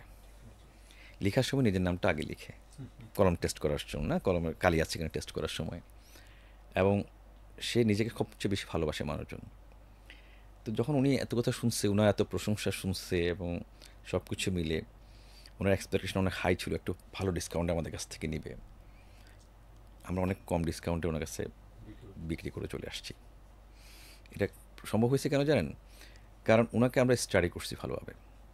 এবং এবং উনি যখন দেখছে যে এরা তো অনেক বেশি জানে আমার সম্বন্ধে, তো উনি একটা কাস্টমার শেষ পর্যন্ত একটা মানে চক্ষু লজ্জার ব্যাপার আছে না, একটা এম্বারেসিং সিচুয়েশনে পড়ে যায়। আসলে আপনি প্রাইস নিয়ে কথা বলারই দরকার নেই, প্রাইস আসবে সবার পরে আসবে। আপনি ট্রেনিং করেন, আপনি জানেন, আমার চেয়ে আরো ভালো জানেন ভাই। এইখানে যে একটা আপনার কথাটাকে একটু ভ্যালিডেট করি আর কি, একটা বই লিখেছেন যে how to win friends and influence people by Dale Carnegie. তার বইয়ের মধ্যে একটা গবেষণার রেজাল্ট আছে এরকম যে মানুষ অলমোস্ট 85-90% কারোর সাথে মিট করার পর সে তার নিজের সম্পর্কে শুনতে চায়। তার মানে নিজের সম্পর্কে কেন ইমাজিন, আপনি যখন কোনো কাস্টমারের কাছে গেলেন, আপনি তার ফুটবল নিয়ে কথা বলছেন, তার দাবা নিয়ে কথা বলছেন, তার নেক্সট ক্যারিয়ার নিয়ে কথা বলছেন, মানে পুরোটাই তো তাকে নিয়ে বলতেছেন। এক্স্যাক্টলি। তো অটোমেটিকলি সে আপনার প্রেমে পড়ে যাচ্ছে এবং আপনি যা চান তখন উনি ওই অনুযায়ী আপনার সঙ্গে মুভ করতেছে। এক্স্যাক্টলি। আর ওনাকে বলতে সুযোগ দিচ্ছেন। আমরা আসলে ব্যক্তিগতভাবে মানুষজন একটু বলার চেষ্টা করি বেশি, শোনার চেষ্টা করি কম। এটা আপনিও ভালো করে জানেন। কমনলি আমি এই কথাটা প্রায় বলি যে মানুষের দুটো কান আছে, এই যে একটা কান একটা কান, দুইটা কান যখন একসাথে হলে কি হলো, একটা হার্ট হলো। তার মানে হচ্ছে আমি দুটো কান যদি দিতে পারি ওই লোকের হার্ট ঠিকই জয় করতে পারবো। নতুন শিখলাম, আমি কিন্তু এর আগে জানতাম না এটা। রিয়েলি আপনি জিনিসটাকে এভাবে কানেক্ট করেছেন, মানে কানের যদি আমরা শেপটাকে ধরি এরকম, রাইট? হ্যাঁ। সো দুইটা কান একসাথে করে ফেললে it's a heart. Exactly. Right. Dear audience, আপনারা যারা দেখছেন, আপনি যদি মানুষের হার্ট জিততে চান তাহলে মেহেদী ভাইয়ের এই যে একটা টোটকা, এটা কিন্তু মারাত্মক কাজে দিবে। আজকের পর থেকে আপনি যে কোনো মানুষের হার্ট জয় করতে পারলে বিক্রি আপনার জন্য ডাল ভাত। সো সেক্ষেত্রে দুই কানকে এরকম জোড়া দিয়ে ফেলবেন হার্টের সাথে, তাইলেই হয়ে যাবে কি আপনি ওনার হার্ট জয় করতে পারবেন, আলটিমেটলি ওনার কথা বেশি শুনতে পারবেন। হ্যাঁ, এখানে একটা টিপস দিতে পারি আমি, সেটা হচ্ছে এই, মানুষের কথা বেশি শোনার জন্য আপনাকে একটা ছোট্ট কাজ করতে হবে, তাদেরকে ওপেন এন্ডেড কোয়েশ্চেন্স করতে হবে। অ্যাবসলিউটলি। ওপেন এন্ডেড কোয়েশ্চেন্সকে যেই প্রশ্নের মাধ্যমে উনি খালি বলবে কন্টিনিউয়াসলি, এক্স্যাক্টলি। আর আপনি খালি শুনবেন, এটা হচ্ছে ওপেন এন্ডেড কোয়েশ্চেন্স। অনেক এন্টারপ্রেনার আছে, তার অনেক গল্প আছে না ভাই, সাকসেস স্টোরি আছে না। প্রচুর। আপনি যদি বলেন যে ভাই স্যার আপনি কেমনে এই জায়গায় আসলেন, হ্যাঁ, আপনি এই জায়গায়, আমাদের অনেক ছেলেপেলে আছে, তাদেরকে আপনার গল্পটা বলতে হবে, একটু আমাকে বলেন স্যার কীভাবে আসলেন। Right right right. ঠিক, আপনি আমাকে বললো না, আমি তাই করব, গল্প আমি তো শুরু করব। আপনাকে প্রশ্ন করলাম তো, আপনি 11টা বছরে 8টা প্রমোশন পাইছেন কেমনে মেহেদী ভাই? যখনই হচ্ছে আপনি কিন্তু এখন অনেক বলা শুরু করে দিয়েছেন। রাইট। খুবই স্বাভাবিক, this is open ended questions. Exactly. যেটা অনেক বেশি মানুষকে কানেক্ট করে, যদি মনোযোগ দিয়ে শোনা যায়, লিসনিং যে পাওয়ারটা, দ্যাটস ওয়ান্ডারফুল। মেহেদী ভাই, আমরা আমাদের প্রায় শেষের দিকে চলে আসছি, বাট আমি না এখনও আপনার কাছ থেকে আরও দু একটা জিনিস না শুনলেই নয়। ধরেন আপনি তো স্টিল ইন্ডাস্ট্রিতে কাজ করছেন, সো স্টিল ইন্ডাস্ট্রির আপনার এমন কোন সিক্রেটস যেটার কারণে আপনি আসলে এত ভালো করতেছেন? মানুষ তো টার্গেট নিয়ে মুভ করে, তার কোয়ান্টিটি নিয়ে খেলে, এবং প্রত্যেক বছর টার্গেটের চাপ বাড়ে। সেলসে যারা কাজ করি তারাও এটা নিয়ে খুব মরিয়া। আপনার অনেকগুলো কথা আমার কাছে ব্যতিক্রম মনে হয়েছে, তো এখানে কোনো ব্যতিক্রম আছে কিনা আমি জানি না, শুনতে চাই আর কি। ডেফিনেটলি আছে, এটা আমি বলতে কোনো অসুবিধা নেই। আমরা যারা সেলস প্রফেশনে আছি, আমরা বেশিরভাগ লোকজন শুধু কোয়ান্টিটিকে হিট করার চেষ্টা করি। জিজ্ঞেস করি ভাই তোমার টার্গেট কি, আমার এত টন, কিংবা এত টাকা, কিংবা এত ইউনিট, কিন্তু এতটা, এভাবে করে তার টার্গেটটা বলে। আসলে একজন সেলস পার্সনের টার্গেট হচ্ছে দুটো, একটা হচ্ছে কোয়ান্টিটি টার্গেট, আর একটা হচ্ছে অ্যাক্টিভিটি টার্গেট। আমরা কিন্তু অ্যাক্টিভিটি টার্গেটটা নিয়ে কাজ করি। আপনাকে বলছেন সেলস ইজ এ টোটাল একটা প্রসেস। আমি যখনই অ্যাক্টিভিটিগুলো একদম গ্রামার মেনে মেনে করব, এখান থেকে একসময় রেজাল্ট আসতে বাধ্য। কারণ আপনি তো প্রত্যেকটা জায়গায় আপনি কানেক্ট করতেছেন। আমি যে বললাম যে আপনার সেলসটা হবে, তারা সেলস ড্রাইভার কারা, ইনফ্লুয়েন্সার কারা, তাদেরকে আপনি কানেক্ট করতেছেন। তার মানে আমি যদি দেখি স্টিলের ড্রাইভার হচ্ছে ইঞ্জিনিয়ার যারা, তারা, তারপরে সাইড ইঞ্জিনিয়ার যারা, তারা, ইভেন লোকালি যদি কোনো বড় কোনো একটা স্টিল রিলেটেড ডিলার মিলার আছে, ওইখানে যারা যায় একটু বড় সড়ো মানুষ তো আসলে ভালো জিনিসই চায়, তাই না? ডেফিনেটলি। দেখেন, আপনি সারা জীবনের সঞ্চয় দিয়ে একটা বাড়ি করবেন, আপনি কি অল্প কোনো টাকার জন্য কি রিস্ক নেবেন? না, মানে কিছু টাকা সেভ করার জন্য রিস্ক নেবেন? প্রশ্নই আসে না। নিশ্চয়ই নেবেন না। আপনি ভালো প্রোডাক্টে কিনবেন, তাহলে ভালো প্রোডাক্ট কিনতে হলে, ভালো মানের জিনিস কিনতে হলে অবশ্যই আপনি ভালো জিনিস, আপনি যাচাই বাছাই করবেন, মানুষজনের সাথে আপনি পরামর্শ করবেন যে কোন জিনিসটা ভালো। রেফারেন্স সেল তো আপনি জানেন, আপনাদের ট্রেনিং করেন। আমি একজন যদি স্যাটিসফাইড কাস্টমার থেকে, মানে 10টা কাস্টমারকে বলবো যে ভাই বিএসআরএম নেন, প্রোডাক্ট যদি বিএসআরএম ভালো লাগে এটা। তো আমরা বিএসআরএম, আপনি যে কোনো জায়গায় স্যাম্পল টেস্ট করলে আমরা চোখ বন্ধ করে বলবো এটা পাস করবে। প্রোডাক্ট কোয়ালিটি এই লেভেলের আমাদের এই জায়গায়। আর না, এখন আমার একটা প্রশ্ন মেহেদী ভাই, সরি এভাবে আমি বলার জন্য, ধরেন আপনি সুযোগ পেয়েছেন বিএসআরএমকে আপনি সার্ভ করছেন, এখন আমি যদি ধরে নেই আমি তো একটা নর্মাল কোম্পানির রড বিক্রেতা, রড কোম্পানি জব করি, তার মানে কি আমি কোয়ালিটি সম্পন্ন প্রোডাক্ট তো আমার কোম্পানি করে না, সেজন্য কি আমার বিক্রি হয় না? হয়। তাইলে আমি এটা করবো না? কাস্টমার তো ভিন্ন, আপনার কাস্টমার সেগমেন্টেশন আছে। রাইট। আপনি কেউ অ্যাপেক্সের জুতা কিনে, কেউ ফুটপাতের জুতাও কিনে, ওকে বিক্রি করছে না? করছে। আমার টার্গেট তো তারা না আসলে, রাইট? হ্যাঁ হ্যাঁ, আমার টার্গেট বেসিক্যালি সবাই, কিন্তু আমি সবটা নিতে পারবো না, বাকিরাও কিছু কিছু নিবে, অবশ্যই নিবে, কিন্তু যে বাড়িটা করছে, যে ইনভেস্ট করছে, সে যাতে রাইট জায়গায় ইনভেস্ট করতে পারে। আমি শুরুতে একটা কথা বলছিলাম যে অনেক ভালো কোম্পানির প্রোডাক্টও আনসোল্ড থেকে যায়, অপরচুনিটি সেলটা রয়ে যায় কমিউনিকেশনের অভাবে, ইনফরমেশন গ্যাপের কারণে। আমরা যদি প্রত্যেকটা জায়গায় পৌঁছতে পারি, যে আমার প্রোডাক্ট নিয়ে সব জায়গায় পৌঁছতে পারি, আমি অপরচুনিটিটা বাড়লো, আমার সেলিং চান্সেস হায়ার হলো, আরও অনেক বেশি হায়ার হলো। কারণ আমাদের স্প্রেড করতে, আপনার একটা প্রোডাক্ট পজিশনিং ব্যাপার আছে, প্রোডাক্ট র্যাকে যে প্রোডাক্টগুলো রাখে বিভিন্ন জায়গায়। ধরুন একটা মোবাইল যদি আপনি দেখবেন, মোবাইল কোম্পানি যারা, মানে হ্যান্ডসেট কোম্পানির কথা বলছি, যারা হ্যান্ডসেট বিক্রি করে, তারা কিন্তু ওই ডিসপ্লেতে তার প্রোডাক্টটা সামনে আছে কি না সেটা নিয়ে কিন্তু প্রতিযোগিতা হয়, এবং এটা ইনসেন্টিফাই করে, যে যদি রাখে সে ইনসেন্টিভ দেয়। কেন দেয় এটা? কারণ সে তার প্রোডাক্টটা সব জায়গায় অ্যাভেলেবেল আছে এটা বোঝাতে চায়, কাস্টমার যাতে প্রথম গিয়ে এটা দেখতে পায়। তো আমার প্রোডাক্টটা যদি বাজারের সব জায়গায় যে কোনো দোকানে পাওয়া যায়, তাহলে রিচের মধ্যে চলে যাবে, কাস্টমার রিচের মধ্যে চলে যাবে। তখন কিন্তু সে ওটা কেনার ব্যাপারে, যেটা আগে হয়তো না থাকলে হইতোই না, এখন আসে বলে হয় হবে না, হয় হবে না, রাইট, একটা চান্স তো হলো। আর যখন থাকবে না তখন তো একেবারেই হবে না, রাইট, তাহলে একটা অপরচুনিটি সেল আমার বাড়লো। রাইট।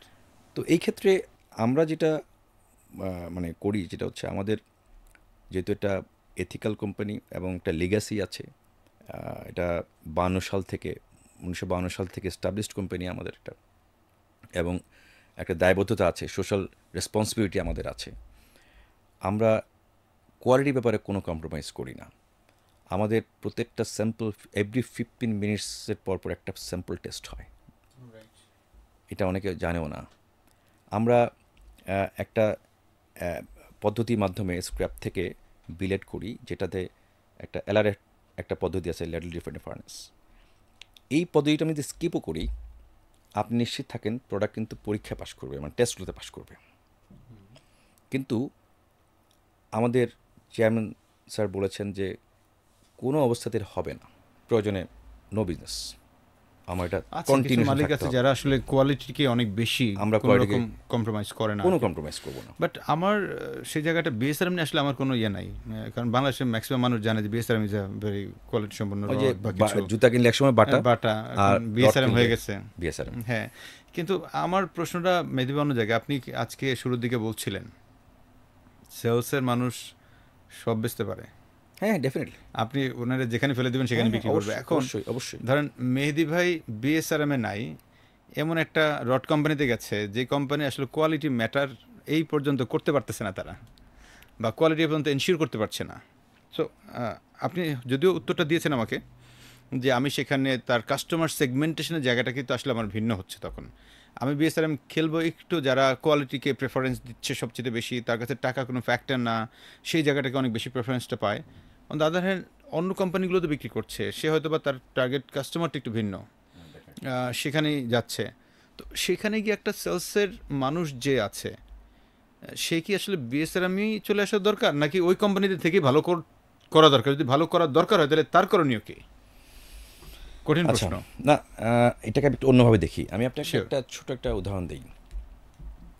রূপপুর একটা প্রজেক্ট, শিওর, পারমাণবিক বিদ্যুৎ Sure. কেন্দ্র, শুনেছেন? এই রূপপুর পারমাণবিক বিদ্যুৎ কেন্দ্র নিয়ে অনেকেই কিন্তু অ্যাড করেছে যে রূপপুর পারমাণবিক কেন্দ্র ইজ বিল্ড বাই অমুক অমুক অমুক। আপনাকে একটা একদম অ্যাকচুয়াল ফ্যাক্টটা বলছি, 1 ছটাক স্টিলও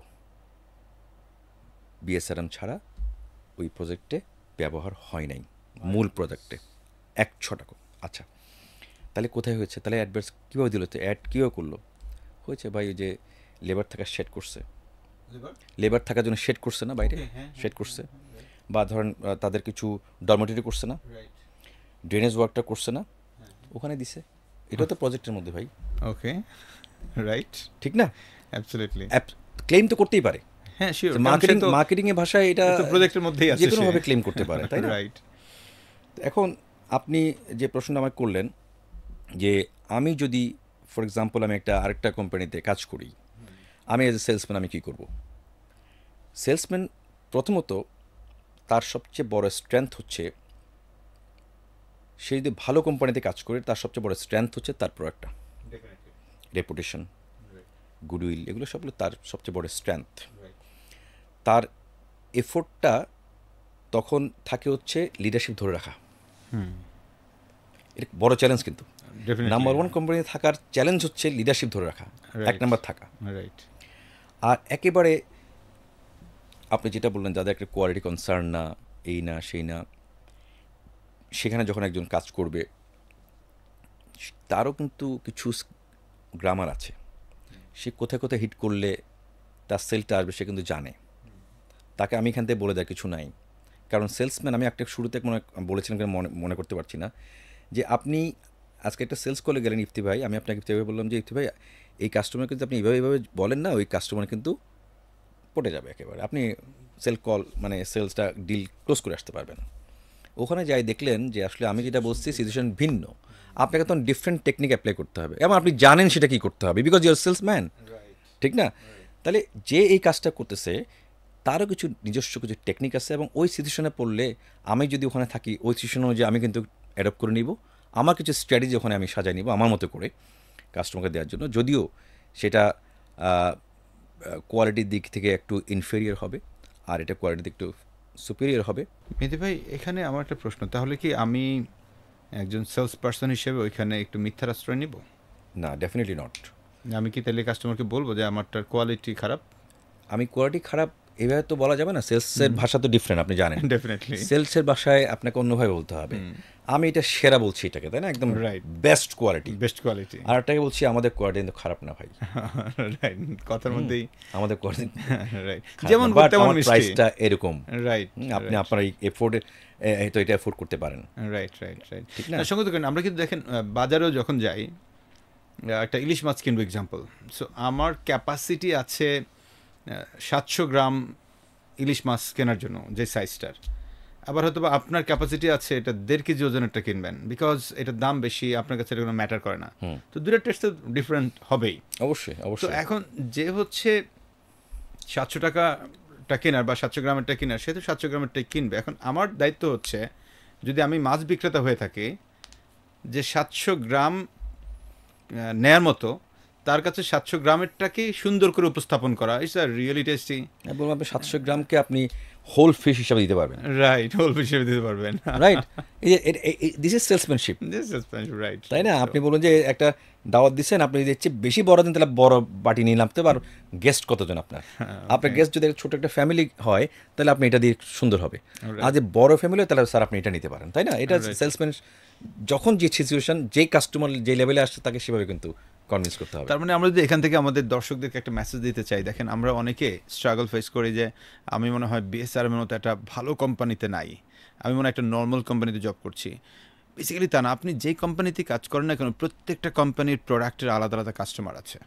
এখন আপনার দায়িত্ব হচ্ছে সেই কাস্টমারটাকে ভালো করে আপনার প্রোডাক্টটাই সুন্দর করে পিচ করা। ভুলেও আপনি মিথ্যার আশ্রয় নেবেন না, নয় একান না, বিকজ এটা আপনাকে একবারে ডিস্ট্রয় করে দিবে। কারণ ওয়ান্স কাস্টমার বুঝে ফেললে যে আপনি মিথ্যার আশ্রয় নিয়েছেন, এবং সেটা কিন্তু খুব বাজেভাবে দেখে, এবং পরবর্তীতে এই কাস্টমার আরও অনেক ক্লায়েন্টকে নষ্ট করে। আমি রাইট? অফ কোর্স আপনার রেফারেল সেলস শেষ, রেফারেল নাম্বার ওয়ান। শেষ। আপনার সেলসও শেষই শেষ, এরপর রেফারেল সেলসও শেষ। রাইট। সো রেফারেল সেলস, বারবার একটা কথা বলছে মেহেদী ভাই, আরেকটা জিনিস, সেটা হচ্ছে রেফারেল সেলস। আমি একটা বই পড়েছি যেটার নাম হচ্ছে সাইকোলজি অফ সেলস, এটা ব্রায়ান ট্রেসির। সো ব্রায়ান ট্রেসির ওখানে সাইকোলজি অফ সেলসের 7টা, একটা সেলস প্রসেসের 7টা স্টেপস উনি দিয়েছেন। লাস্ট স্টেপটা বলছে রিসেল অ্যান্ড রেফারেল। রিসেল মানে হচ্ছে আমার এক্সিস্টিং কাস্টমারের কাছে আমি রিসেল করব, আর রেফারেল হচ্ছে স্যাটিসফাইড কাস্টমারের কাছ থেকে আমি নিজে কালেক্ট করব যে ভাই আপনি তো এটা নিয়ে স্যাটিসফাইড হয়েছেন, আপনার 2জন আত্মীয় স্বজন দেন তো, যাকে গিয়ে আমি আপনার কথা বলবো। যেমন ধরুন ইন্স্যুরেন্স কোম্পানি কিন্তু ওদের 90% বিক্রি হয় রেফারেল বিক্রি থেকে। Definitely definitely. সো এটা একটা হিউজ গেম চেঞ্জিং বিষয়, যেটা দিয়ে অনেক ভালো করার। সো আপনি যদি মিথ্যে বলেন তাহলে হবে কি, কোনোটাই পাবেন না। ওয়ান টাইম সেল করবেন, কয়দিন পরে চাকরি যাবে, ক্যারিয়ার গ্রো করবেন না। এক্স্যাক্টলি।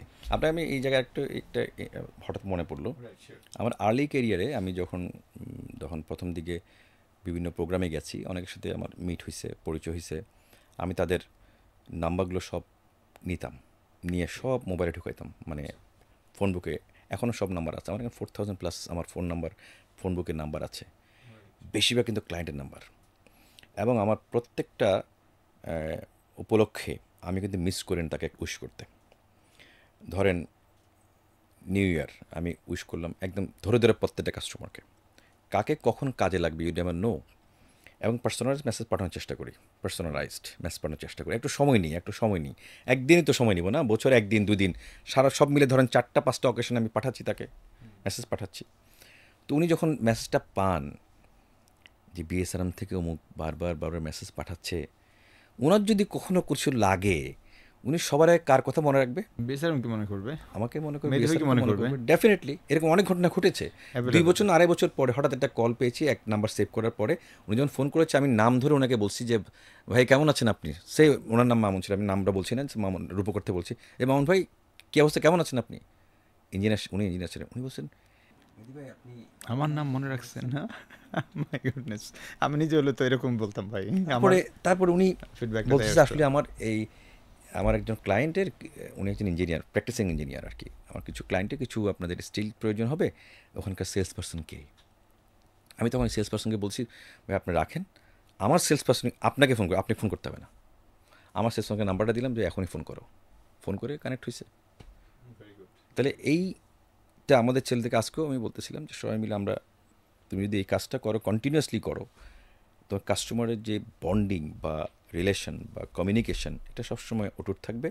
আমি জাস্ট কিছুদিন আগে, আমি কাস্টমারের নাম বলছি না, উনি অনেক বড় কন্ট্রাক্টর বাংলাদেশে, এই লাইনে অনেক এক্সপার্ট, অনেক দিন যাবৎ কাজ করছেন, সুনামের সহিত কাজ করছেন। ওনার সাথে আমার 16 না 17 সালে পরিচয় হয়, এবং একটা সময় আমার সাথে কানেকশন ছিল, মাঝখানে অনেক দিন হারিয়ে গেছেন উনি, মানে খোঁজখবর পাচ্ছিলেন না, বা আমার কিন্তু এখান থেকে কন্টিনিউয়াস মেসেজগুলো আছে, আমি এখনও যদি আপনার দেখাতে পারবো যে ওনার সাথে আমার কানেকশান আমি কিন্তু দিয়ে যাচ্ছি কন্টিনিউয়াস বছরকে বছর। সেদিন মাসখানেক আগে উনি আমাকে ফোন করছে যে ভাই আমি একটা বড় প্রজেক্ট নিছি, একটু আপনার টিমকে বলেন একটা ভালো একটা কম্পিটিটিভ প্রাইস দিতে। আজকে সেলসটা বুক হয়েছে আজকে। আজ কোন সাল এটা? 25 সাল। সে 16-17 সালের কাস্টমার, কিন্তু রিলেশনটা রয়ে গেছে। আমার মাধ্যমে সেলটা আমার টিম পেয়েছে, আমার টিম থেকে তো আমি পাই নর্মালি। আলটিমেটলি তাই তো, কারণ আপনার টিম পাওয়া আপনি তো একই কথা। রাইট। আমার কাছ থেকে আমার টিমকে আমি দিয়েছি, রিলেশনটা রেখেছি সেজন্য। তো এটা আসলে আমাদের যারা সেলসে কাজ করে আমার মনে হয় সবাই আমরা এটা করি না তা না, তবে এটা আমি একটু রিলিজিয়াসলি মেনটেন করার চেষ্টা করি। Very good, very good. Mehedi ভাই খুব ভালো লাগলো আপনার সাথে কথা বলে, আপনি অনেকগুলো বিষয়কে কভার করেছেন। আই বিলিভ আমরা যারা রড সেক্টর আছি বা স্টিল সেক্টরে আছি তাদেরকে এটা অনেক সমৃদ্ধ করবে। এর বাইরেও যে কোনো সেক্টর মানুষকে, কারণ এখানে এতগুলো আলোচনা হয়েছে স্পেশালি যারা পিওর সেলসে কাজ করে, প্রসেস সম্পর্কিত বিষয়ে, সেলসের লিডার্স যারা সেই সংক্রান্ত বিষয়ে অনেকগুলো পার্ট টাচ হয়েছে। আই বিলিভ আজকের এপিসোডটা অনেক মানুষ উপকৃত হবে আর কি। সো সর্বশেষ যদি আপনি দর্শকদের উদ্দেশ্যে কিছু বলতে চান আর কি, ওভারঅল মিলে। আহ, আহ, দর্শক বলতে যারা আসলে বেশিরভাগ সেলস প্রফেশনে আছে বা আসতে চায়, আমি তাদের উদ্দেশ্যে বরঞ্চ বলি, সেলস প্রফেশনে যারা আসতে চায় আসলে তাদের বেশি বেশি আসা উচিত, কারণ শেখার সবচেয়ে বড় জায়গা হচ্ছে মাঠ।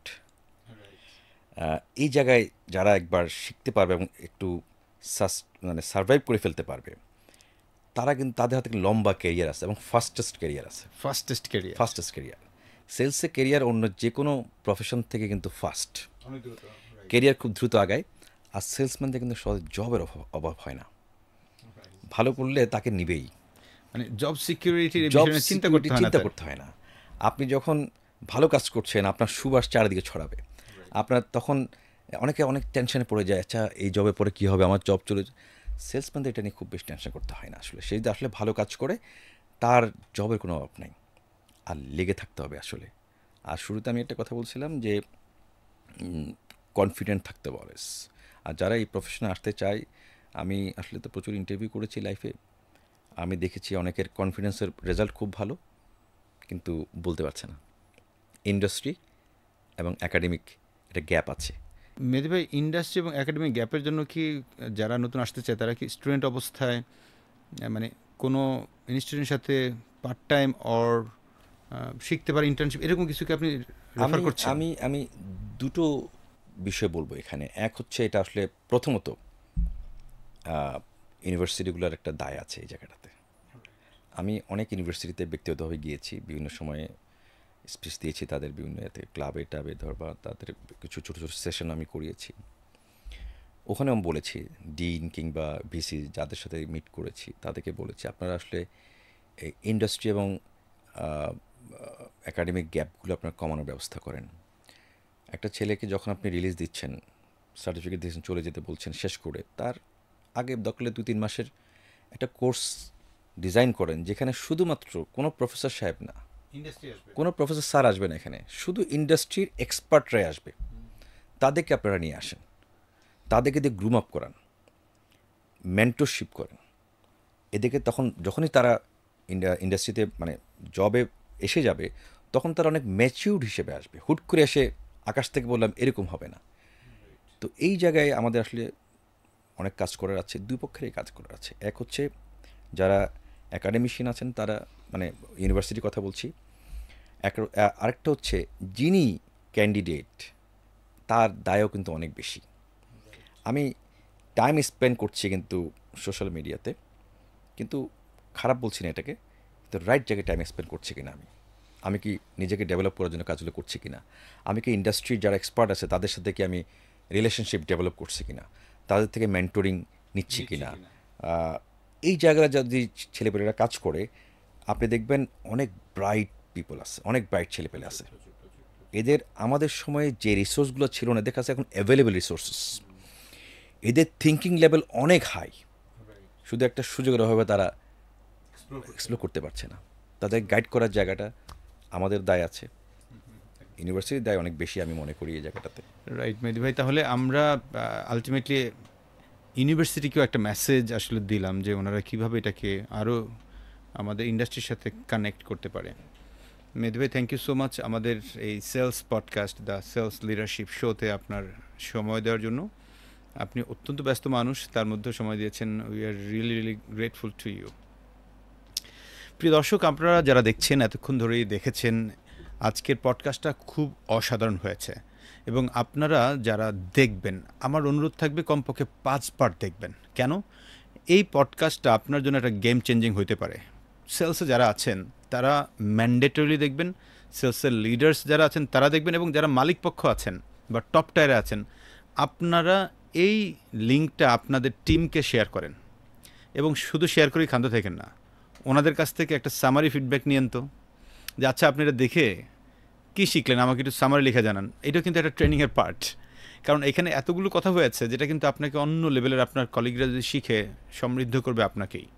সো আমাদের এই ভিডিওটা কোনো প্রকার কপিরাইট ইস্যু থাকছে না, সুতরাং আপনি চাইলে এটাকে ডাউনলোড করেও আপনার মতো করে এটাকে পাবলিশ করতে পারেন, কোনো ফ্যাক্টর নাই। সবাই ভালো থাকবেন, আবার দেখা হবে নতুন কোনো পর্বে নতুন কোনো অতিথিদেরকে নিয়ে। যদি আপনার কোনো পছন্দের অতিথিকে আনতে চান, কোন সেক্টর আনতে চান, আমাদেরকে ইনবক্স করতে পারেন ওনার নাম এবং কন্ট্যাক্ট নাম্বার সহ।